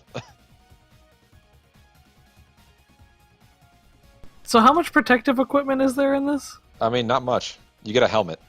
Right, so people are not wearing cups, is what you're telling me. Right. Right, got it. Correct. So basically, yeah, well, Lissy's just going to go straight for Tom. Okay, no, that's fine. Going hard. Can I kick him out of the giant robot? Listen, you're supposed to line up back here. No, I want to kick him out of the giant robot. If you don't kick him out of the, if you try to kick him out of the giant robot, you get kicked out of the game. I don't have anybody to line up with. This will be a lot of movement based combat. The general idea is intercept rules apply even if somebody's not moving to attack. So if you are unengaged, you can basically move to intercept somebody and keep them from moving forward. Malkesh just sort of motions over. You can have my guy too. We'll share. But yeah, basically, as play begins, if people are ready, Tom's basically his first turn. He's going to take the ball from the snap and just run it along the side and basically try to run down past Lissy.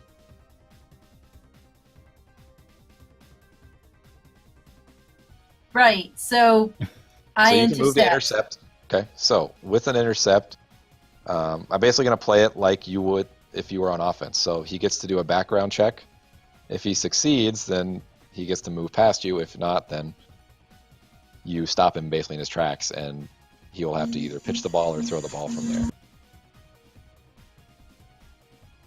So plus 13. Oh well, he crits. So he just basically runs right over Lissy, and he's gonna truck it to the 50-yard line. Still shaking her fist into the air. And that's the end of his turn. And Tom has the ball. So Hunhao, you're up.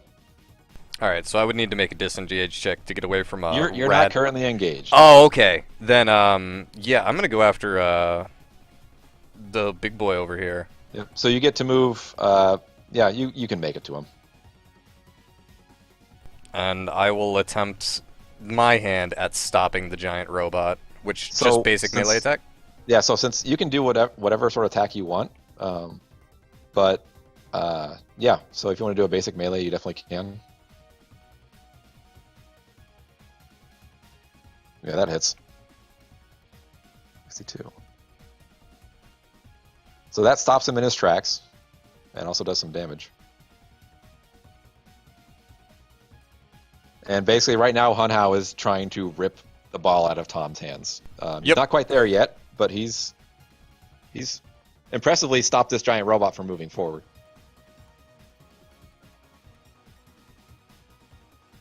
That moves on to Rip Hardbody, who will try to move forward, but he's going to be intercepted by Gregory, who is more scared than anything. Like, he's just kind of in the way. And Rip will attempt to attack poor Gregory. What is Gregory's stats here? AC 20.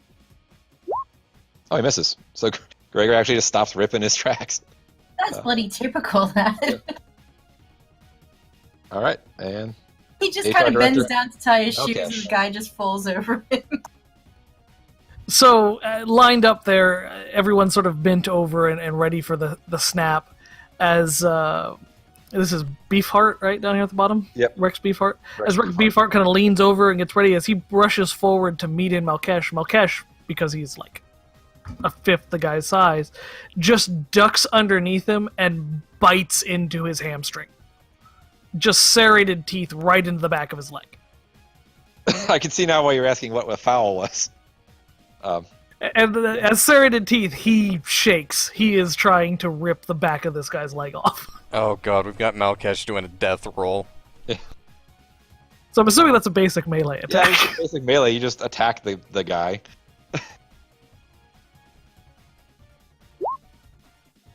That does not hit, unfortunately. You do seven Damn, look at that damage, though. That would have done a lot of damage. That would have been great. Just Reefard is on the ground, just screaming Basically, his blood. Rex's calves are like iron. Like, you get some purchase there, but it's like scratches. It's really kind of concerning. Malkesh still holds on, because it's just how mountain goblins are. Right. And then we go to Ram McTackle. And he's going to try and make it past Gunhild so he can help out Tom.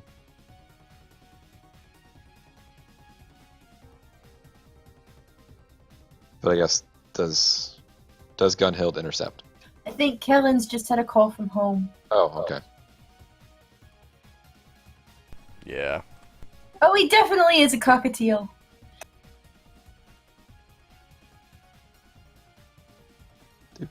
Do. Well, We let's might- see here. We might have to just... Skip. Yeah, I don't want to skip, but Oh, he's here. Just I'm back. that's fine. Sorry. What is happening? So it is Ram McTackle's turn. He's going to try and basically knock Hun Hao off of Tom unless you want to intercept.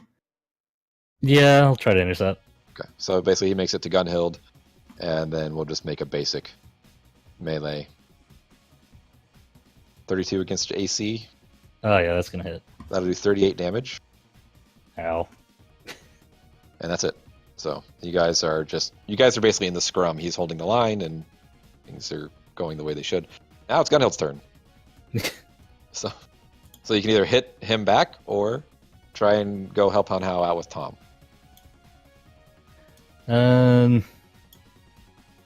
So when Hun Hao is doing whatever he's trying to do here, is that actually slowing Tom down? Yes. So basically, they are, as long as you are engaged with somebody, unless they are within 10 yards of you, they can't really move any. Like if you, basically, Tom's on his own right now, so it's just him and Hun Hao. So nothing that Tom does, unless he disengages from Hun Hao, will get him free. Okay. In that case, I guess I'll take a swing at Ram Tackle here. It's just a standard attack. That misses. Boo. Let me double check to be sure. Yeah, his AC is 25. So, it's 8 miss damage. Still figuring out the rules of the game here. Right.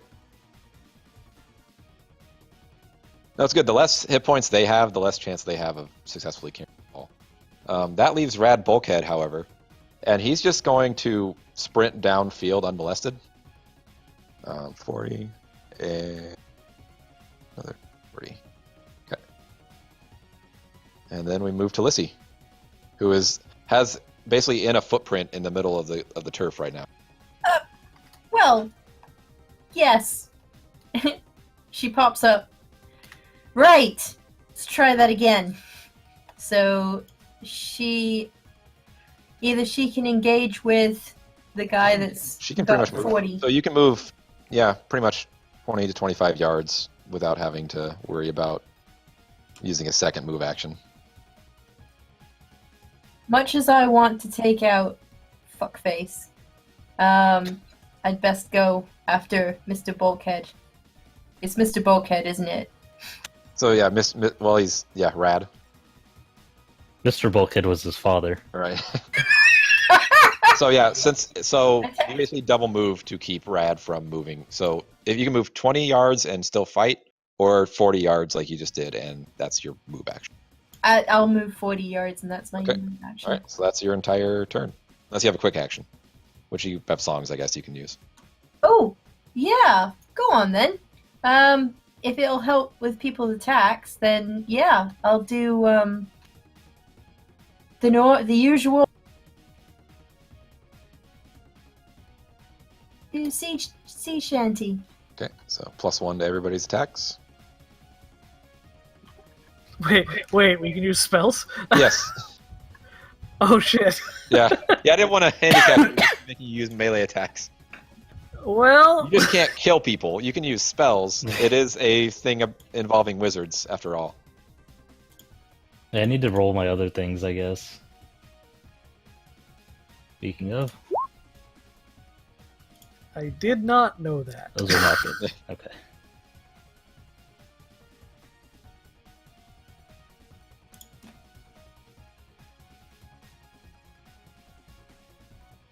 Alright, so... Rex Beefheart, meanwhile, is... Well, he has a very squishy goblin right in front of him. Well, not really in front of him, I guess underneath him. On his leg. Yeah, and he's just gonna sit down. It's a logical response. 27 versus AC. Oh yeah. Alright, 38 damage. Bring it on. I And- didn't know I and- could use spells. And you are sat upon. Yeah, he's not gonna like that in a minute. Getting a bit in the dick.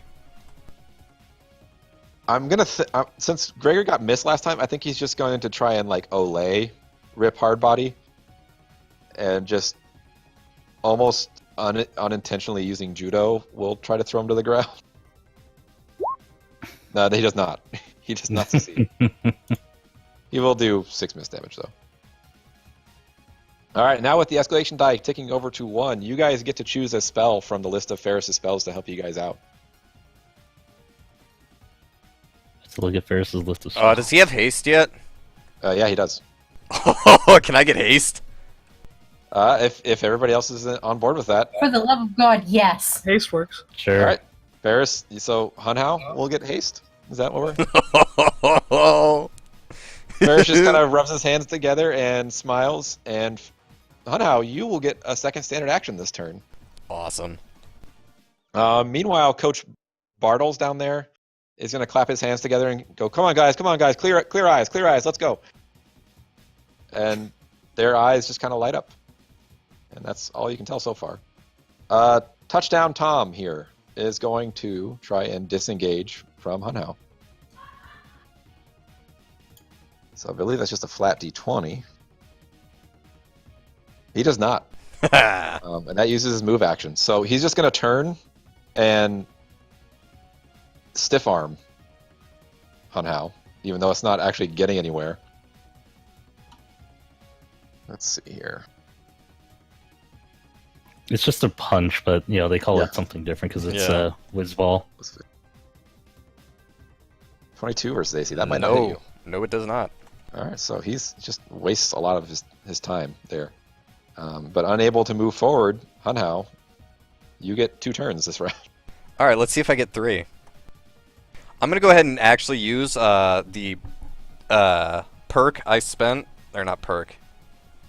What is Feat? it called? Yeah, feat I spent on the Wood Elf racial. So I'm starting on a Is it 1d4 1d4? instead of a 1d6. Okay. Might as well. I mean, it's one fight. Darn. Use all the dailies you want. Yeah. Oh. That's a shame. All right. Let's go ahead and I'm gonna try and steal the ball. Okay. So yeah, for that, since you are doing it against Tom, this will be a hard background check. Otherwise, the other option to make him fumble basically would be to hit him for half of his current remaining hit points, which Okay. might not be feasible at 226 right now. No. So I'm just gonna try to steal. What attribute would that be? Depends on how you want to do it. If you want to brute force it, that would be strength. If you want to just try and like poke it out, I guess that'd probably be more dexterity. Yeah, I'm gonna go with the more dexterous. Since he tried to punch me, I'm gonna say Hunhow tries Right. to duck under his arm and snatch the ball while he's a little bit off balanced. Right. Oh shit! Yeah, that you get. Hunhow has the ball. That will be you are still engaged, however. So, but you do have another action. So Yep. So I'm gonna go ahead and use my first move action to try and disengage.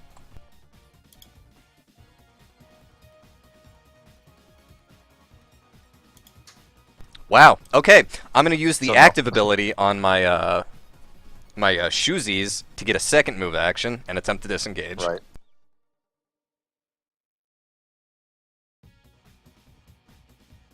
Yeah, that succeeds. Okay, and I can move 20 yards, you said? Yep. So basically from the 50, I could go to the 30. I'm going to go ahead and downgrade my second action into another move action. Yep. And Everybody else is engaged, so they cannot stop you. Yup. Shoot. I think that's going to be literally everything I can do. Yeah, It's but okay. We can do Hun Hao damage is, to advance you. yep, Hun Hao is streaking towards the end zone, and you guys are within 10 yards. They are at the 20, even though I don't really have it marked that way. But so yeah, I like how it's just like I literally disabled the opponent, took the ball, and near the goal. Man, I couldn't do it. well, it's. I'm all sorry, happening guys. behind Everybody else. It's just like all the stuff he did is like, oh man, I'm sorry I couldn't do enough. Right. Okay, so is that Hun Hao's turn then? I'm guessing that's probably everything. You did a lot, so. Okay, Rip Hardbody is still engaged with Gregory. He's going to try to attempt to disengage because we have a Hun Hao trying to streak towards the end zone here. Man, these guys cannot disengage for crap. Gregory's just holding this guy like by the waist and just dragging his heels into the turf, holding him in place. And then, yeah, Rip's just going to attack Gregory. He will hit that time. 38 damage. Okay. And that will be his turn. That leaves Malkesh. Malkesh is kind of grunting, trying to hold up this player, and not doing a particularly great job as his arms are kind of like visibly broken at this point. And he goes, "That's fucking enough!" And there's a blast of necromantic magic from underneath the guy. Soul Siphon. I choose a target. Okay. They take 28 damage. So since you are within 10 yards, if you want to advance Hun Hao, you take half of that. And then Hun Hao would move a quarter of that. So 7 yards. Man, Hun Hao's gonna be like right at the doorstep. So is that what you want to advance, Hun Hao? Yep. Okay. Oh yeah. So, alright, so we will take 14 damage. And basically the force of it just propels Hun Hao just that much closer to the end zone. Can I attempt to disengage as well? Yeah, that's your move action, so.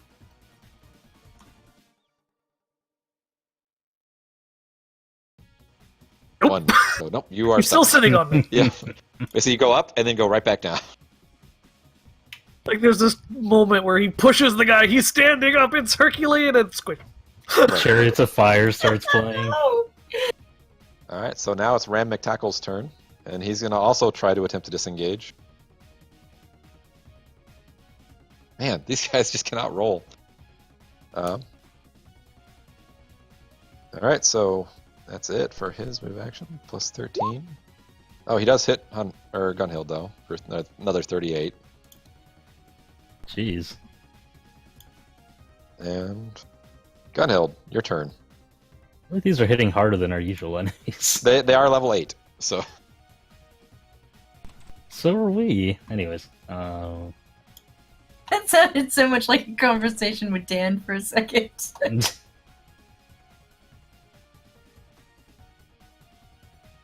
I'm sure he says let's that. see. Yeah. Let me take stock of the situation. So Now is a little bit beyond everybody's 10 tied yards, up. so... As long as we're just keeping them from touching him at this point.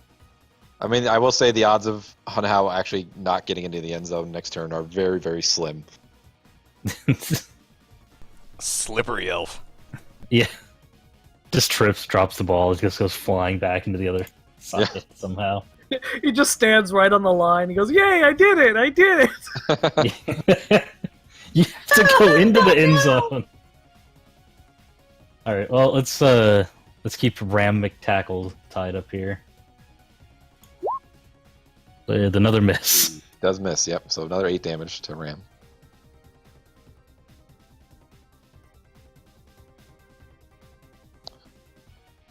And anything else? It's like, I don't know how to do this without actually hurting him. What are we supposed to do?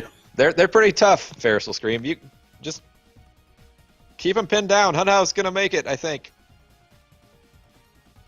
Make it to what? I don't understand The what we're end zone. doing. What's an end zone? Where he's going.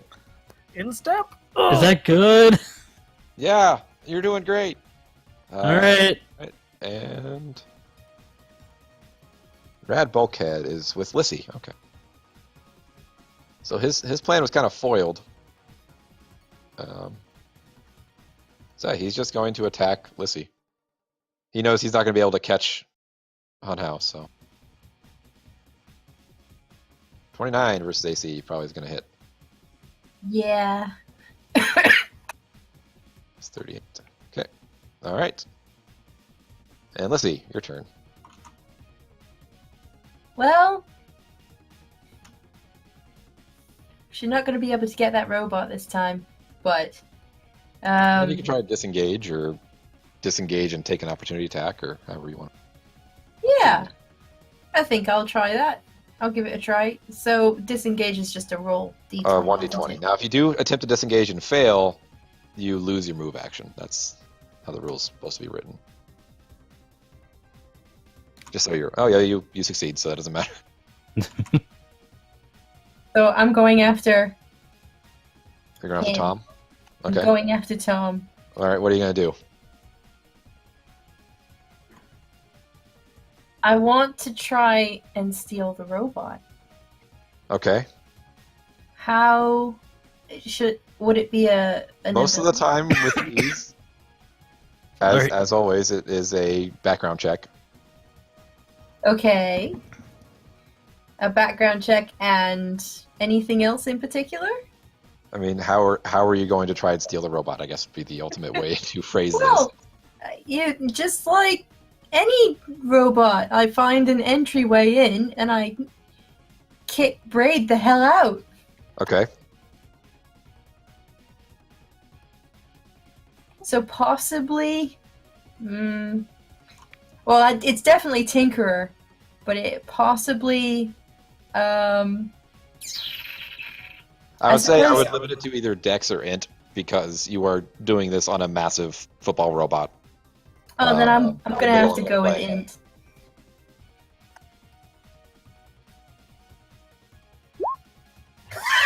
So, well, here's the problem. Actually, I have it written in the rules.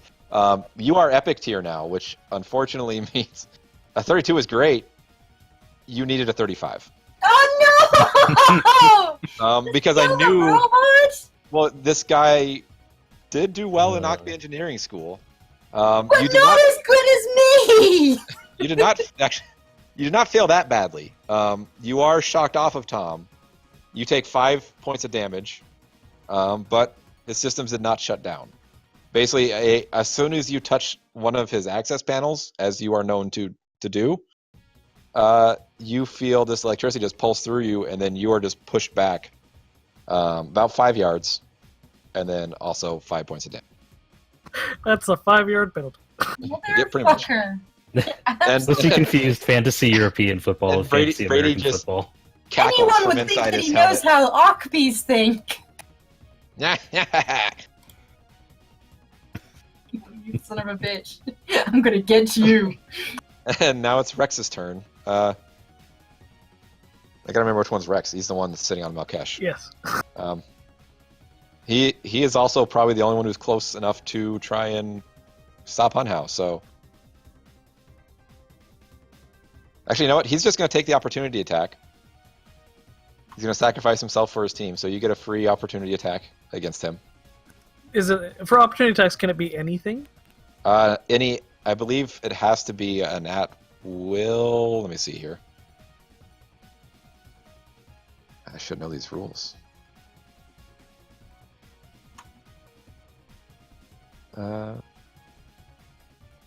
Opportunity attack. Da-da-da-da. But when does one team score a blurn? Right. Multi-blurred. Make a basic Multi-ball. melee attack and Multi-ball. that foe is a free action. So it's just a basic melee.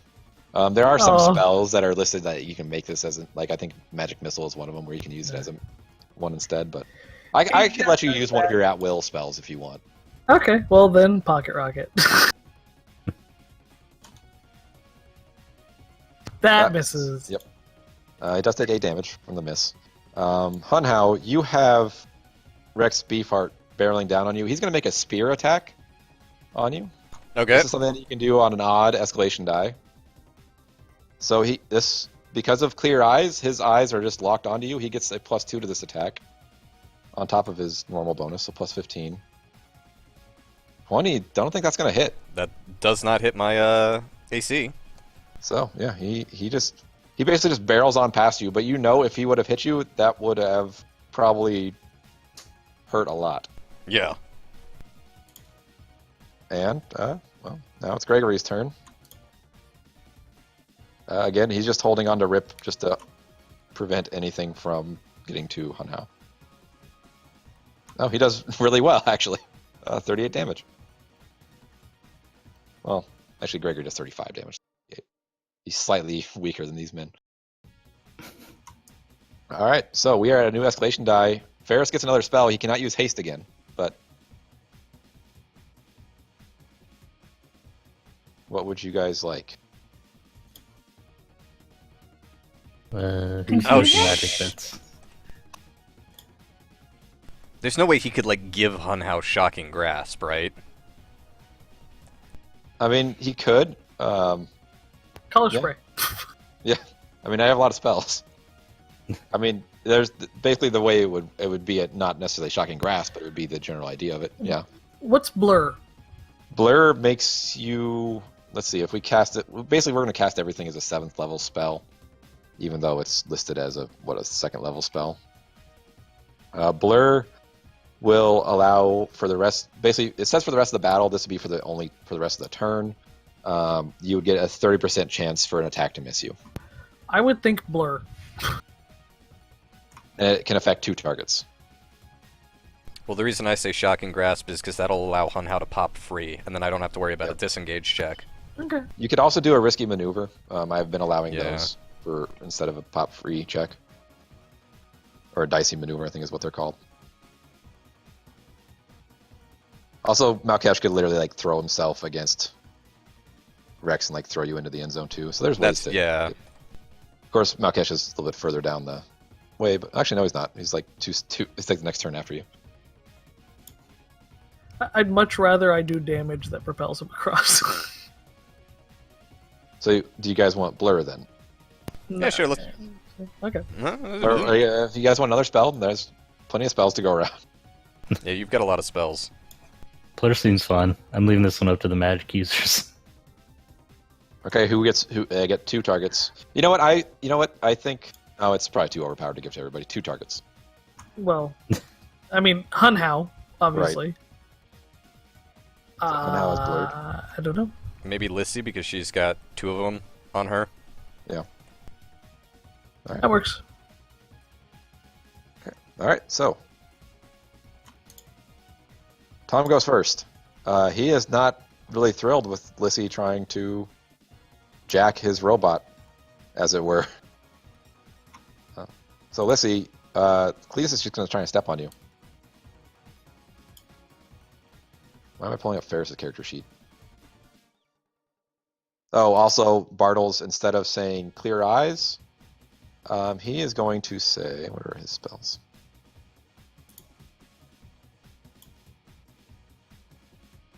Where did I lose his spells? There we go.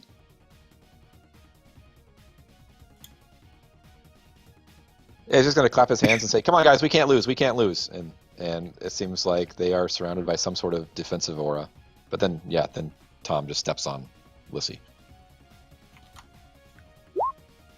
22 versus AC. Man, these guys cannot roll for anything. He misses.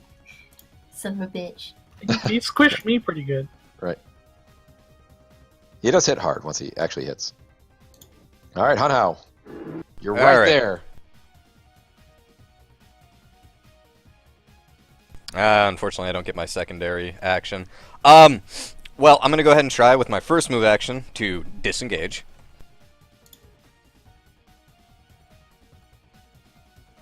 Oh, so close. Oh, man. Okay.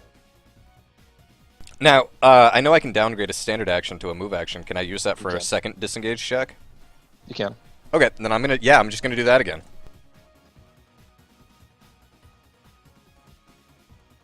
There we go! So Hunhao just like, Oh my god! hits Hunhao, doesn't really do any damage, but like is holding on to his shoestrings, and Hunhao just basically stretches out across the goal line. Oh, I need to move that to the back, don't I? But yeah, Yep. Hunhao just stretches out across the goal line, and yeah, he's in the end zone. So 7 points goes on the board for the Wildlands, and everybody's going to reset. So we're all going to disengage and move back. Well, I guess, hang on. I guess we won't move you guys back. We'll just move the Grand Ostrom team back. Hunhao does a somersault in the end zone after scoring. I didn't know you could do that. I think that's a fine if you show. Excessive celebration. Right. 30 gold fine. So everybody's free to reline up. Hunhao's turn is over. And we're just going to keep going in the same initiative, though. All right. So this time, instead of snapping the ball directly to Tom, Rip Hardbody will get the carry this time, and he's just going to try and split Hunhao and Gunhild. I'll try to intercept. I was gonna say, yeah, go ahead. So basically, intercepting, all you do is just get in the way, and then he's going to try and make basically a dicey maneuver to try and get past you. Yep. That's at a plus 15. 22. He does not. Well, let's see. Can't remember. Yeah, he does not quite get away. He's basically stuck on Hunhao at about that 25-yard line. So Hunhao's just pulling weight here. He's really excited about this game and having a good time. Malkesh. Top up on apples. Malkesh grins widely and says, "I'm taking souls tonight." Oh God! And because I used it last turn and I can use it now as a quick action for the rest, guess what we're going to see a lot of? Pocket rocket. Death knell. Oh no, soul siphon! That was This target. That was on Rex, wasn't it? Or The you first just, guy. You just change a target.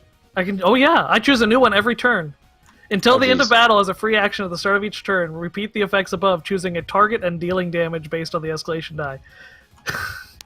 Until Alright, well, somebody that dies.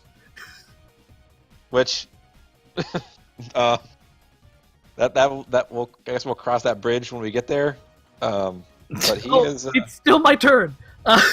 Yeah, he takes 54 damage and basically seizes up, and the ref kind of looks really confused at that for a moment because this guy looks like he's in a lot of pain, and then he just drops the football because he did half of his remaining hit points in damage. And then Malkesh glares at Tom, and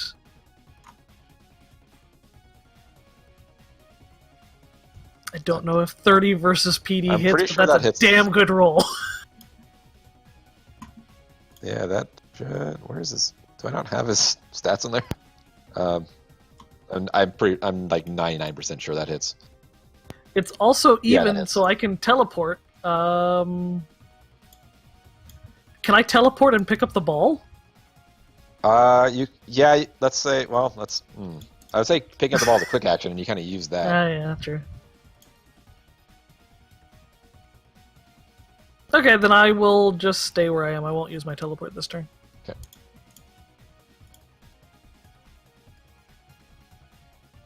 All right, so Ram McTackle now, very concerned about his buddy Rip. Rip. Right. This game. I This swear is to God. interesting. Can we not murder the opposition? Possibly. We're gonna have to make Gunhild another king. I fucking stopped him, didn't I? I think that's hilarious. Yeah, he's gonna. I mean, the ball is on the ground. He needs to dive on that, so he's gonna make a move for the ball just to secure it. And then once he has used his quick action to secure the ball, he's gonna try and use his remaining So standard can I- action to try and. Yeah, so you can intercept. I was gonna say, can I intercept any of this? Okay. Yeah, basically, he's gonna get to the ball because that's before you can get there. But then, yeah. Well, just to keep him from moving, at least. Yep. I'll take that I back. guess I still get to use my boots. I take it back. You can intercept him before he gets to the ball All right. because that's still a move action. So So I still get to use these. 3 damage. But, oh, there we go. What? This isn't scrolling right for some reason. Okay, there we go. All right, so he's going to make another dicey maneuver to try and basically spin out of your tackle. That will succeed. And basically, as Gunhild moves in, he basically spins around and starts making his way downfield.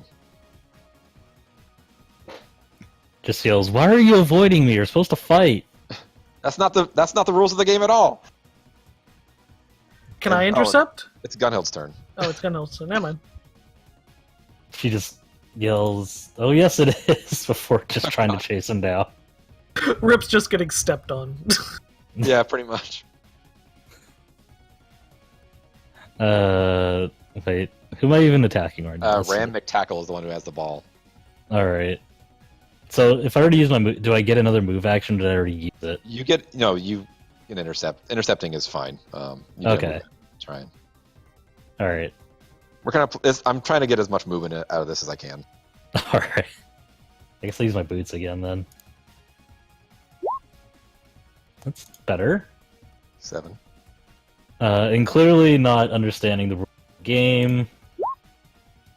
We're gonna just whiff this horribly. Yeah, that's a miss, but you do 22 damage to him, which isn't enough to jar the ball loose, but does kind of stop him. She rams and then tackles him, but he breaks loose. All right. Rad Bulkhead. Why are you so slippery? You actually feel some grease, almost like he's literally cheating, but you can prove that he's just really sweaty out here. Rad Bulkhead is just gonna blow past Gregory and slam into Gunhild and try and push the pile forward. That's gonna hit. Yep. Oh, he's gonna do 19 damage. And push forward. Basically, everybody moves forward in this pile. Hang on, I'm like drawing the lines here. Everybody in this pile will move forward basically 10 yards. Once I figure out how to select things. So you guys are all still engaged.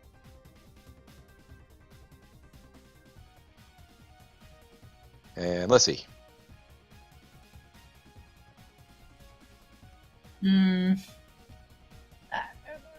There's nothing that I can really do to help Gunhild, is there?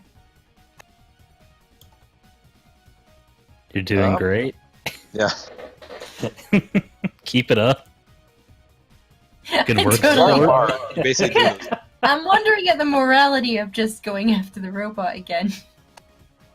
Because Angry morality birds. is one thing that this party worries about. This game. This is suddenly Lissy develops a conscience about all this. Like Malkesh literally grabbed a guy's heart and stopped it for a second. I'm going after the robot again. Do it. Okay, so she's going after Tom. Are you trying to get inside the robot again? Or are you just God, attacking him? that's a 35. Fucking, I'm just gonna hit him. You are epic tier, so I know, but that's a 35.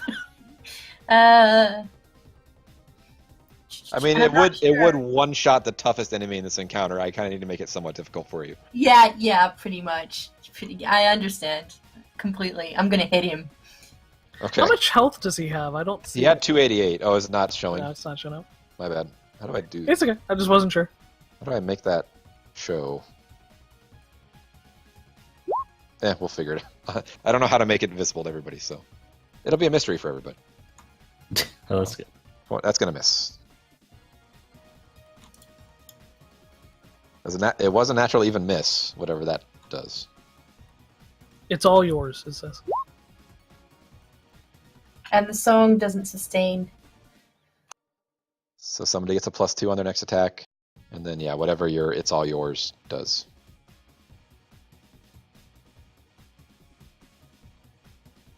I should know all this by now, but next ally to attack the target I missed gains a +2 attack bonus with that attack. Okay. So if anybody attacks Braid, or if anybody attacks anybody else, they get a +2. Gonna mark him with a little skull and crossbones. Question: if he loses all his health points, it just destroys the robot, right? The general idea is they fall unconscious unless you're actively trying to kill them. Oh, I would like Sound this very robot. disappointed. I'm just curious how often do people accidentally get killed in this game? Not very. No. It's not Blood Less often Bowl. than people It's deliberately not get killed. Blood Bowl. Listen, there's goblins on the field. It's Blood Bowl. Okay, but the goblin doesn't have a chainsaw. It's not Blood Bowl. Aww. Ooh, a chainsaw. If you get me this robot, I'm sure we could make something up. All right, let's see. Who are you giving your extra +2 to? Can I give the extra +2 from the song to Gunhild? All right, so Gunhild is +2 on her next attack. Rex Beefheart is going next. Let's see what he's gonna do.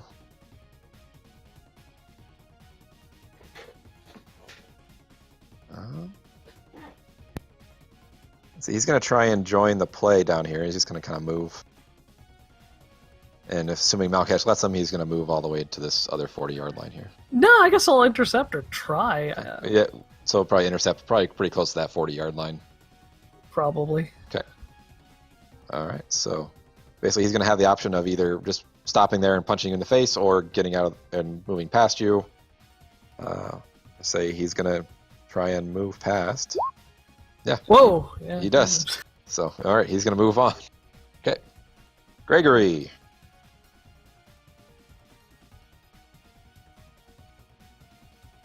Gregory kind of looks around and he's like, what should I do? What should I do? Should I help you, Gunhild? Tara's away for a moment. Yes! Dude, I don't know. Stop them from running the ball. Okay. And then he's just going to run and clamp on to... Is that Rad? Oh, the front... Oh, Yes. jeez. Whole pile gets pushed more. I'm just kidding.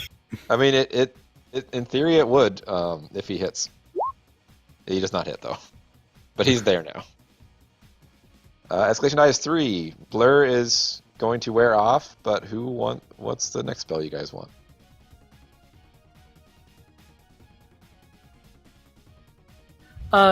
Can we cast Thunderclap on Rad and Ram? So if we did do that, what I would make it do is basically just kind of cause them to probably pop free and backwards. Well, it does it in a line, right? Would that include this other unnamed guy who has 14? It would depend on how many on the roll, but yes, he would basically. I don't want it to cause direct damage because that's not how this game is supposed to be played. But I would cause it to basically pop them free from everybody, and probably a chance to make Ram fumble since he is at lower hit points. Okay. So if Guys, we did do that, any other idea? No, that sounds I'm good good to me. with that. so Everything else that I would choose would be selfish to get them. Thunderclap is 1d3 plus 1. So he's gonna hit. Yeah, he can hit all 3 of those. So let's just roll the damage roll on that. I believe that is a.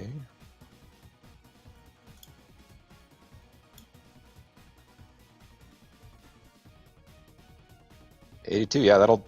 It's not going to cause that damage, but it is going to push everybody back about 10 yards and cause them to pop free. You can move with them if you want, but also Ram drops the ball in midair.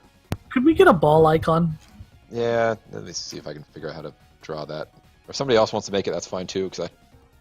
Well, I mean, it's probably best to use like a token or something. Yeah. See if there's a football in the image search thing. Or I don't know if it's a football or... Is this rugby? Is this football? What is this? It's very much like rugby, even though I want it to be more football. Okay.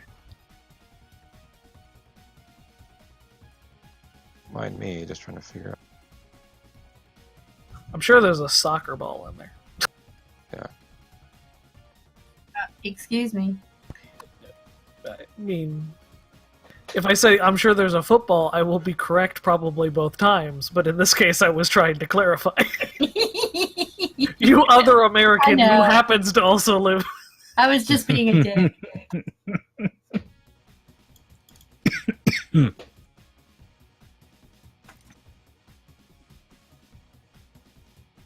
am I getting deteriorating zombies? That's not what I want. I mean, that works too. Well, yeah, I mean, Malkesh is on the field. Here, this I looks mean, like I a could ball. have summoned. There That we works. go. That works. All right, why can't I select it now? This is the problem. Which layer did you wait, put it on? Oh, I got it. There we go. Okay. And it is right here between Gregory and Gunhild. Okay. Okay.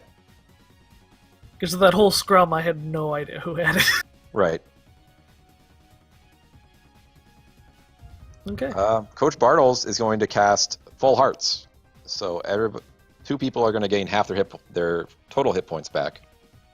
That's going to be Rip Hardbody, who is really hurting and might have suffered an actual heart attack on the field. We're really not sure. Momentary heart stoppage. So he's going to get plus 72.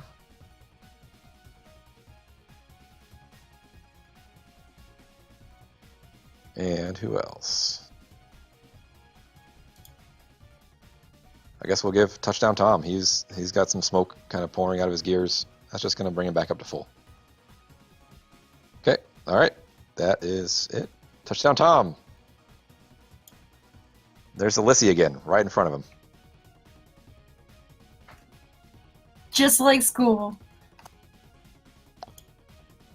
And yeah, he's just going to, again, Meet try me in to... front of the statue after school. Right.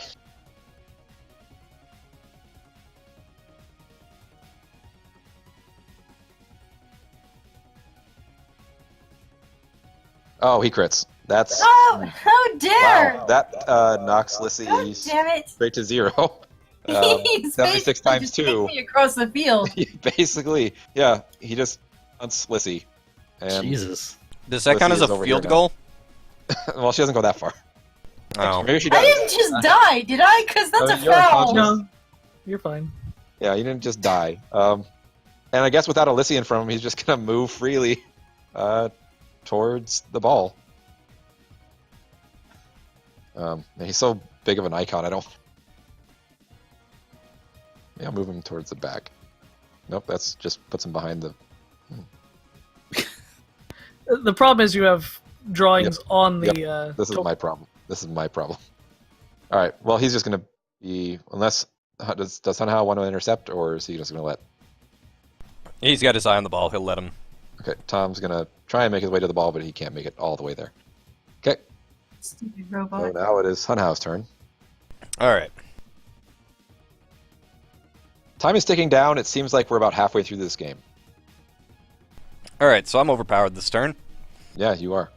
I'm gonna go ahead and first off, since I'm not engaged with anybody, I'm gonna gather my focus.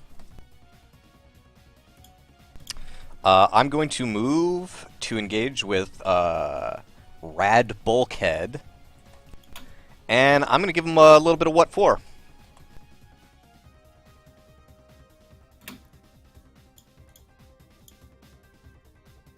Sorry, it's taking me a little bit longer because I You're fine. accidentally opened Ferris's sheet instead.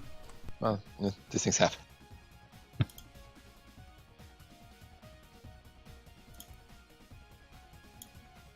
That's going to hit. Unfortunately, I rolled a 1 for damage. Minus 36. If somebody were holding the ball, they'd move forward, but the ball is just kind of sitting on the ground right. Can I push him back? Oh, yeah, if you want. If you want to have your damage. Yeah, I'll take half that crappy damage. Sure. It's 18. And yeah, you'll push him back about 10 yards, roughly. We'll round it up. All right, I'm going to go with him. Yep, okay. Basically just trying to open a gap that either Gregory or Gunhild could push through. Yep. All right. Next up, is that your turn? Yeah, That that'll was be your- my turn. Okay. Rip Hard Body. He's going to make a grasp for the ball. Unknowingly, Gregory, who is also reaching for the ball, kind of just trips over him. So those two are a bit of a scrum right there. He's going to attempt to pop free. He sure does. And he's going to grab the ball. And that's pretty much all he can do with that turn. That's a lot of movement. So Rip Hard Body has the ball now. Malkesh. Okay, so I'm going as a quick action. I'm going to cast Flesh Knitting on Lissy. which basically she gets a free recovery. Otherwise, it doesn't count towards your 8. You just get a free recovery. Nice. Oh, thank you. So, roll that recovery. You're conscious again. Recover Can I- in midair. Can I use a regular quick action in place of a standard action? Yeah. I'm going to target this guy. I don't know his name. He doesn't have a name on my The screen. guy with the ball. The guy with the ball. Yeah. That's Rip Hardbody. He is going to suddenly feel his heart again 42 for damage. 42 damage. Not quite half his remaining hit points, so. You didn't Still has crit? the ball.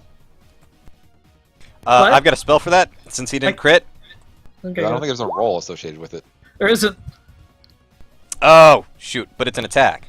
It is an attack. Hang on, I gotta look at how this is phrased. I'm gonna bring his full hit points back just so I know where we're starting from here. Yeah, trigger. One of your allies hits but does not crit a nearby enemy with an attack. He hit with the attack and did not crit. Okay, I suppose that's true, and that does hit. So he's taking what, 65? Yeah, 67. Okay, well okay, so his heart and his brain stop. And, and Jesus. the Jesus legality of Christ. this is very concerning, as this poor man just has a seizure on the field, I guess, and drops the football. It's like real football. Yeah. My God. We're the best at this sport, guys. Huh. All right. Malkesh is the best at this sport. Okay. So Blood sport. that leaves. Is that your turn, Malkesh? Or I still have a movement, don't I? you do. The ball Um, is right there if you want it. Yeah, I'm gonna go to the ball. I can't pick it up, I don't think. You can. Oh, I can? Okay, I'll You pick didn't it move up. the full 20 yards, so I just can you throw literally am Malkesh holding with the ball. Malkesh you- has the ball. Gunhill, can you please throw Malkesh into the end zone? First up Working is on Ram it. McTackle, who is going to try and basically separate Malkesh. This is a hell of a pile right here. He's going to jump over his unconscious teammate, and what's the escalation die at right now? 3? 3. He's going to attempt to spear Malkesh. 25. That does it. So he does 38 damage. And just the force of the hit causes Malkesh to drop the ball. I should have, oh well. And basically he carries Malkesh away from the action. How much health points does this guy have left? Which one? The guy we knocked down. The one with a seizure? Yeah. He actually got healed last time. He has 55 hit points left. He's Oh. just sitting there having a fucking seizure on the field. Just wondering if I could death Oh,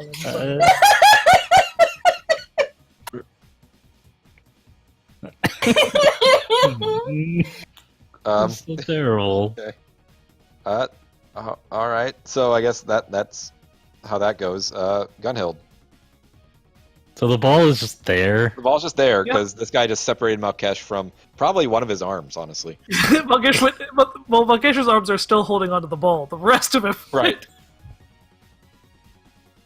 She just kind of takes just a fraction of a second to look down at just the arms on the ball. Just why does this keep happening? I mean, the arms let go and they start crawling back to Malkesh. Give it a kick! So Gregory kind of looks at the ball and then looks at Gunhild. It's like all And, happening in slow motion.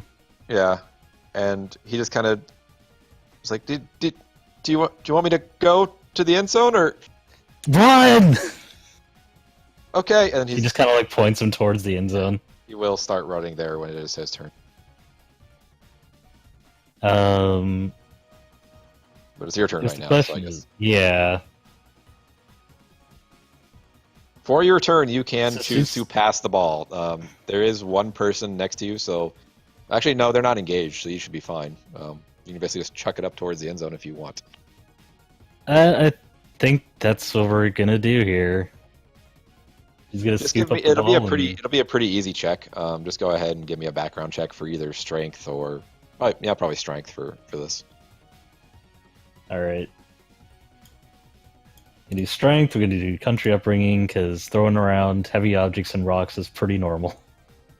It should be pretty simple for an oblong ball that is designed to travel in weird ways. Right.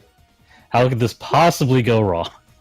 Oh no, you throw the ball well. It's in the air. It's somewhere around here, but midair. Catch it when it before it lands. I think. Right. Rad has a turn. He's going to also try to get after this ball to where it's attempting to land. He's going to try and disengage from it now.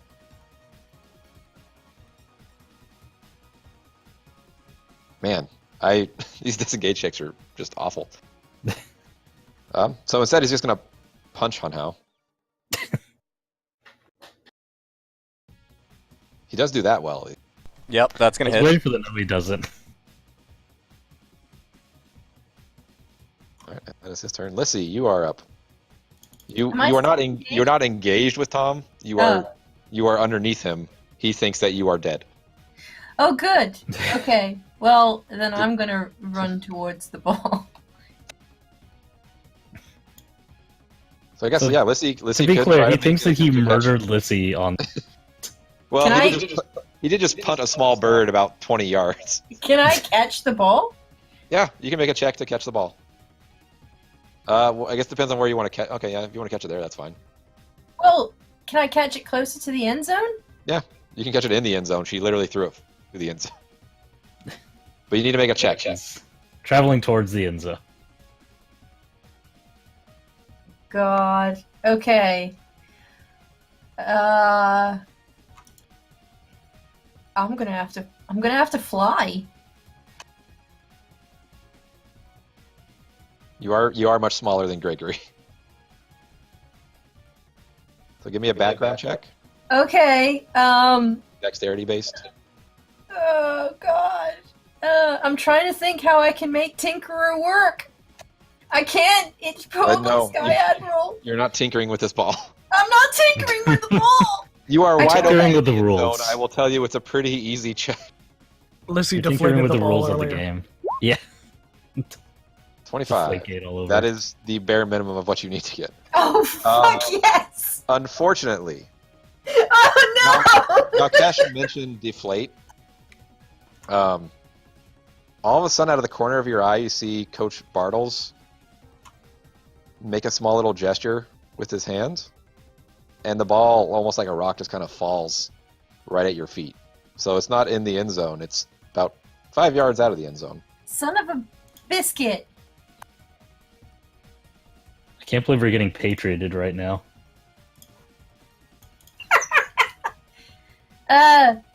And Ferris, meanwhile, just like sees this, and he's just going nuts on the sidelines, like yelling at the ref, telling him to What open is his this? eyes. What is this? Guys, I'm sorry I made a real world reference. I apologize. I actually do have that listed in his spell list Okay. as deflect. It's in parentheses, quick action, illegal, daily. Quick action. Isn't it nice that illegal actions are daily spells? Rex Keeps things Beefheart simple. is man, Quick he's a action long ways away offsides. from the action. Yeah, he's kind of going the wrong way.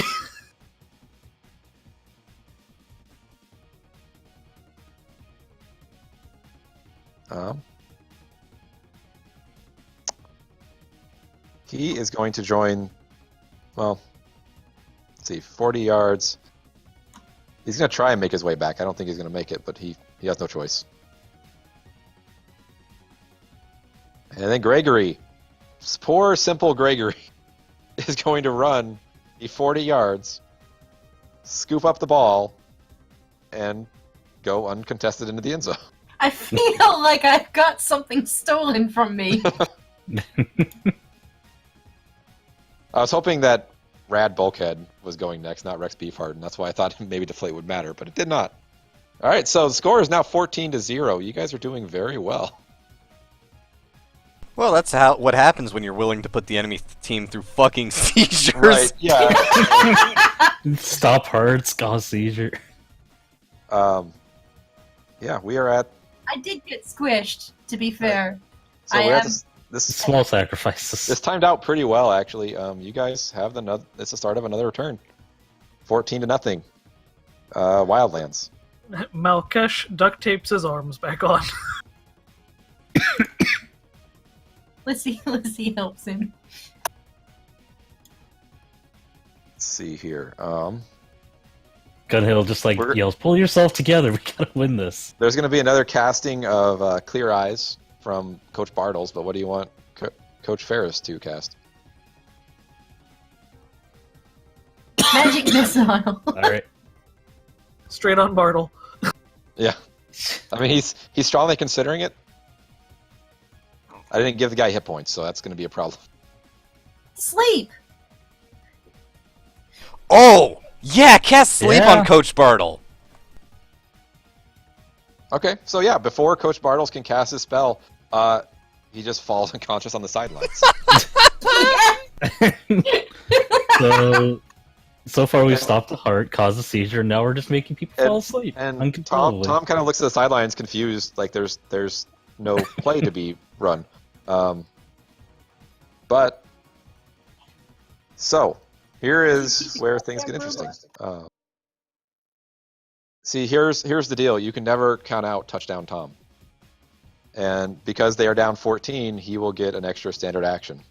As a quick action, he can use his field general ability to make Rad Bulkhead here streak down the sideline. As a standard action, he's going to take the ball, and he is going to attempt to roll around Rip Hardbody here. And I'm sure somebody at this point is going to try to engage. Yeah, can Hunhow intercept? Yep. Background check to evade. And it's going to take a while to roll, I guess. He does not. He's stuck. However, with his second standard action, he's just going to lob the ball to Rad Bulkhead here. He's going to make a passing check. Poor Red Bulkhead. And what's going to happen next to him? You're not gonna like next turn.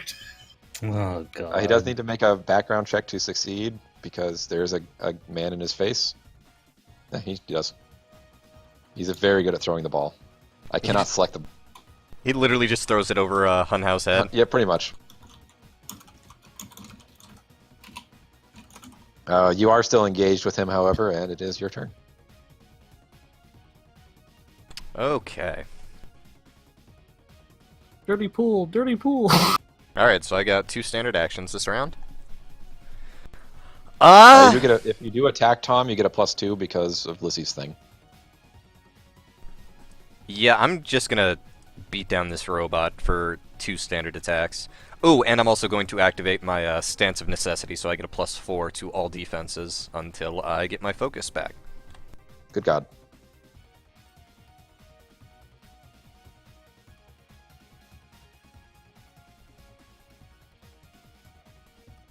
That does hit. Okay. And second attack?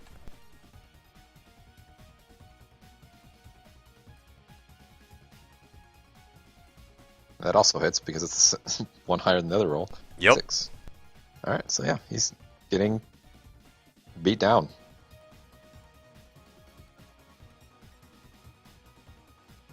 Alright, so that's probably everything, right? You just everything. That's everything. Alright, Rip Hardbody is not feeling great, admittedly. A little bit concerned about his well-being. But he is going to roll around Tom and basically try and sprint down to here, assuming nobody wants to intercept. The team doctor on their side must be so confused. Yeah. I'm here, I'll intercept. Okay, so you're going to intercept Oop. Rip. Nope, Rip Hardbody is the one who's moving. I'm getting the names confused. The one without the ball. Oh, sorry, I have the rules overlaid on top of them. No, I kind of want to take out the one with the ball. So, unless they pass, in which case. I mean, his turn isn't for a while. Okay, I'm not doing anything then. Okay, now for the terrifying part. What is Malkesh going to do to these people? Bulkhead is not going to have a fun time. To 2 damage. And... Oh, who else? It's getting concerning with the 3d12 times the escalation die. Like, at some point, you might accidentally murder one of these people. Well, that's when the spell I can't cast a quick action. Well, I mean, I think the game will end when somebody dies on the field. Well, I'm trying to be very careful. Okay. And that didn't make him drop the ball? No, he still had... That was not quite half of his current hit points at the time. He had... Sorry, I wish the hit points were showing. He has 126 to start this round. To start. Now he's at 74. Really don't hope I kill him, but... Dust in the wind. You crit. Do all of your spells just kill people? Is there a way to have your spells not kill people? I mean, He does kill people very well. I mean, I guess you can, as GM, you can always assume that I know that I'm not allowed to kill people. I mean, but Ferris I may... has told Malkesh this several times. Okay, well, then literally bring him to 1 hit point and, knock him out. Okay, so, I mean, Kind of like how Lissy Ferris, went to 0. Ferris is going to try and, like, seeing this is maybe Ferris is doing this or maybe Malkesh is doing this, but there's a way to weaken this spell. I mean, he's going to be at 0, because that's what unconscious is. And, so, alright.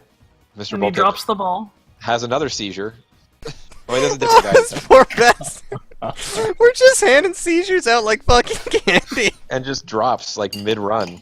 Yeah, and because that's an even, Malkesh is going to teleport to the ball. Gunhill just looks around. Can we get, like, a cleric on the field to, like, help this guy? It's Coach terrifying is what you asleep. people are It's like doing. not entirely tuned in that it's Malkesh doing all this. I'll be right back, too. Excuse me. That is my turn, but can I get rid of my movement turn to pick up the ball? Yeah, that's fine. Okay, so I'm in possession. Okay. I should have given these guys range attacks. This is my problem with designing this combat scenario. I mean, if Lissy didn't die when she reached 0, I imagine he didn't die when he reached 0. Right, no, I'm not... Like, the whole point of this is fun sport combat, not murder the other team combat. 0 has always been unconscious. To be fair, Malkesh has Most no scenarios. experience with fun combat. He doesn't even know what a birthday party is, so it would be really hard to explain. We're doing this for fun, not to hurt each other. Right. Ram is just going to move up and try to block off Malkesh's route of entry to the end zone. And we have Gunhild, and I can only assume what's going to happen next here. Oh,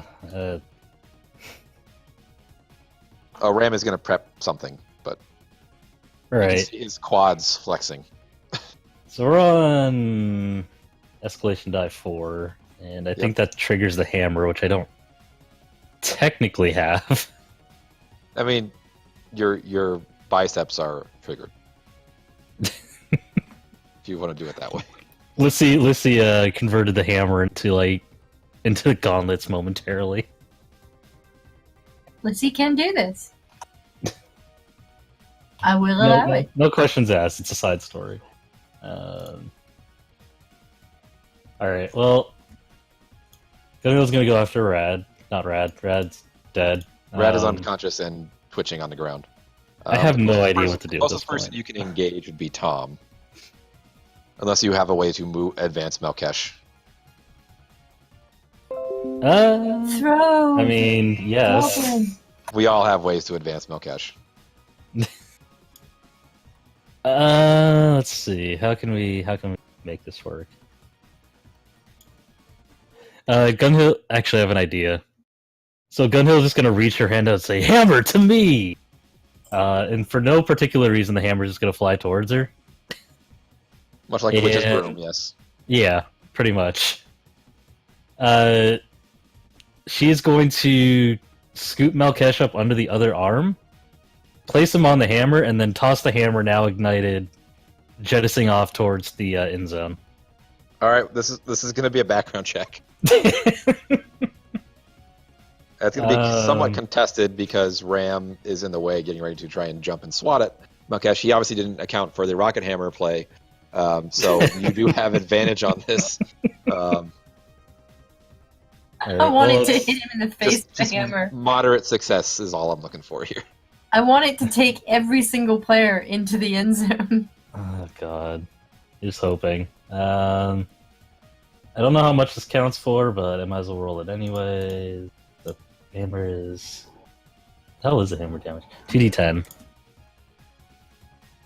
So if it does hit him for some reason, we'll use this. And,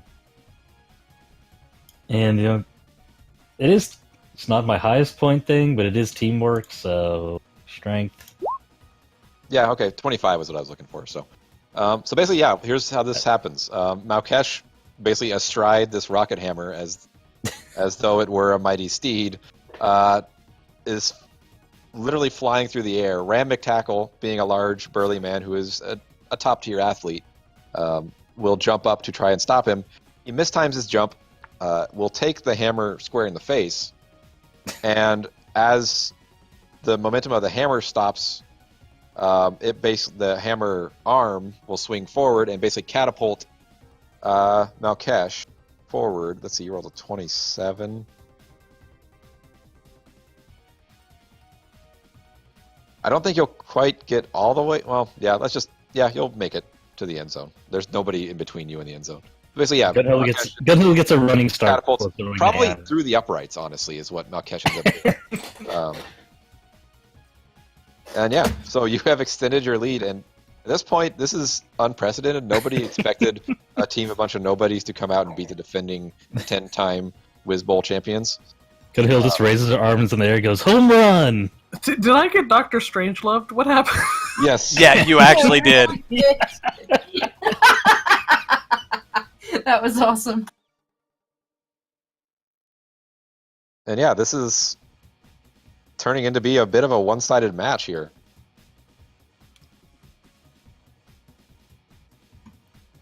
Coach Bartles is just sleeping on the sideline.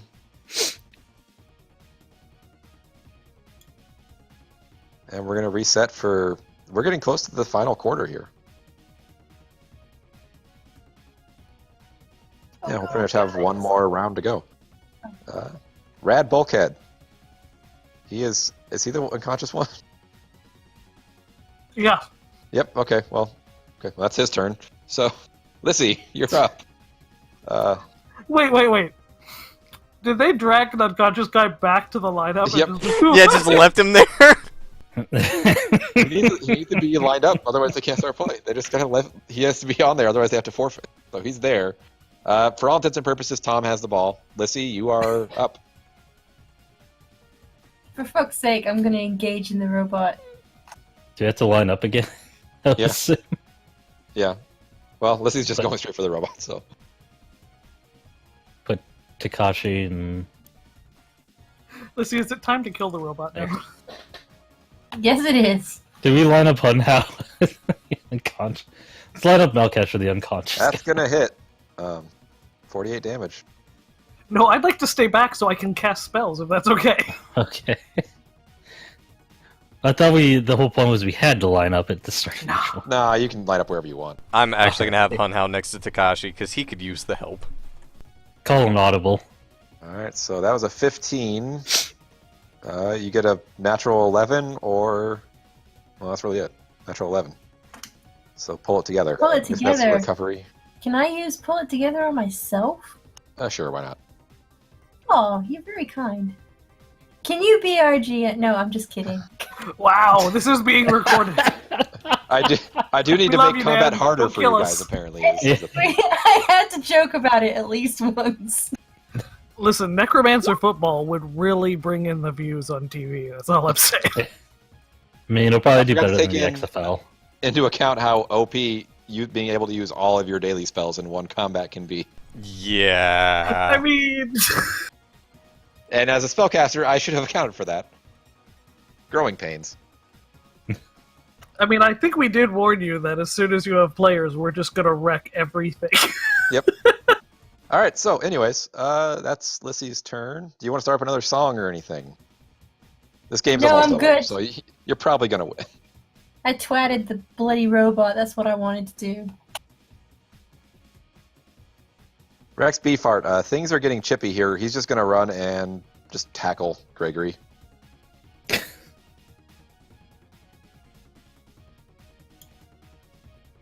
You know, what would have been broken is if I had summoned. Yeah. Oh, Well, I think yeah. that would go probably ship. have been a flag for too many men on the field.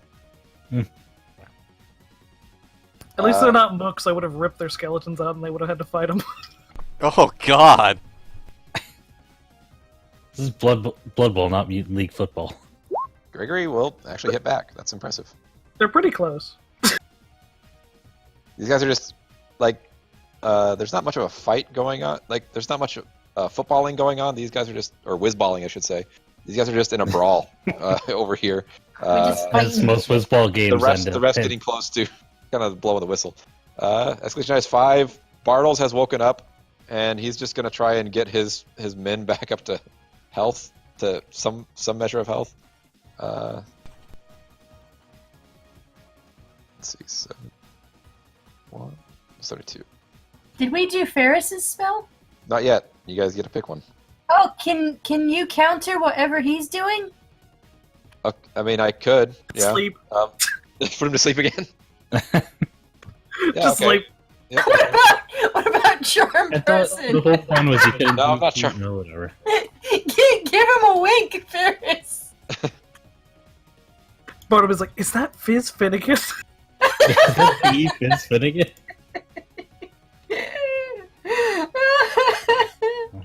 Distract him. Color spray. Color spray sounds entertaining. I wouldn't know Just how our to victory make loop. color. Yeah, it's basically just fireworks if you want me to do color spray. Yeah, let's get some victory fireworks going. All right, yeah, victory fireworks. Ferris is just like dancing up and down the sideline, just shooting off fireworks into the air. It's really fun display, Going at Fizz. but it doesn't really do much by way of anything. Oh, I And can't then- even distract him. It just upsets the other team. Like the people basically, cheering all, for them. All Coach Bartles wants to do is get his near-death player back up on his feet, just like he does. It's not going to be good when I just Oh, bring it back to bastard. 0 again, isn't it? All right, it's Just Well, pick we've it up already again. won. We have by default won the game. This seems unnecessary. yeah. There's not really going to be much. This is the to last. further murder him. Yeah, actually, you know, at this point, if you guys want to play out the rest of it, we can. But I think the ride is I- kind of on the wall here. I'm really sorry because I am having a great deal of fun, but it is 10 past midnight for me. Yep. Okay. Oh, So, yeah. yeah. So the game ends actually fairly undramatically. It was a surprisingly one-sided affair, but you guys are the empirical champions of Wizzball. It's unprecedented, but Ferris just comes running off the sidelines, still shooting fireworks, obviously, and there's just a dog pile at midfield on top of Malkash. Alright, Dogpile Malkash. Malkash takes 20 points of damage and goes and starts making death saves. We Are the Champion starts playing just Right. out of someone casts like a spell that the Ferris casts whatever spell that is. Cone of We Are the Champions. Yeah, I mean, I do have a Cone of Queen music. yeah. Oh my god. Victory fanfare starts playing from everywhere, and we don't know who started it, but there's a lot of wizards in effect. They're basically all mimicking the spell. It is deafening. Rad Beefheart tries to hobble off the field, suffers another seizure. Malkash is No, he just like tries to hobble out the field, just like comically like peel. Oh, I do God. have to see one thing though. Just goes, what a What is- day. Yes, that would have been my next attack. 130 damage. Good job. That might have gotten us disqualified. Yeah. I was gonna do Tom. Okay, yeah, I mean, that would have knocked him out. 125. Then I would have been able to get the robot. Technically, The pieces of it. like she discriminates. Right, that's true. Pieces Yeah. work. So Oh. is that the end of Ferris week? Yeah, basically it'll end with a snapshot of Ferris like being lifted off the field, cheering. There'll be more. I mean, we don't need to extend the epilogue too much. Animal House style ending. Ferris will have a somber moment with the rest of the party after his best week ever, and basically say, you guys did a lot for me. We didn't even have to win that game, and you guys just crushed it. And that was amazing. It's gonna be really sad that I'm gonna have to forget that, at least in the short term. Like, you guys are, I have Fizz and what's left of Finnerer, but you guys are my family. Like, thank you for everything. Gunhill just gives him a hug. Muckrash puts his. Those memories won't be gone forever. I know when the time comes, if I need it. These memories of this week will keep me, I think, with you guys, to keep me from turning. It'll take some time to get the spell ready, but I think it'll work. This was some of the best days of my life.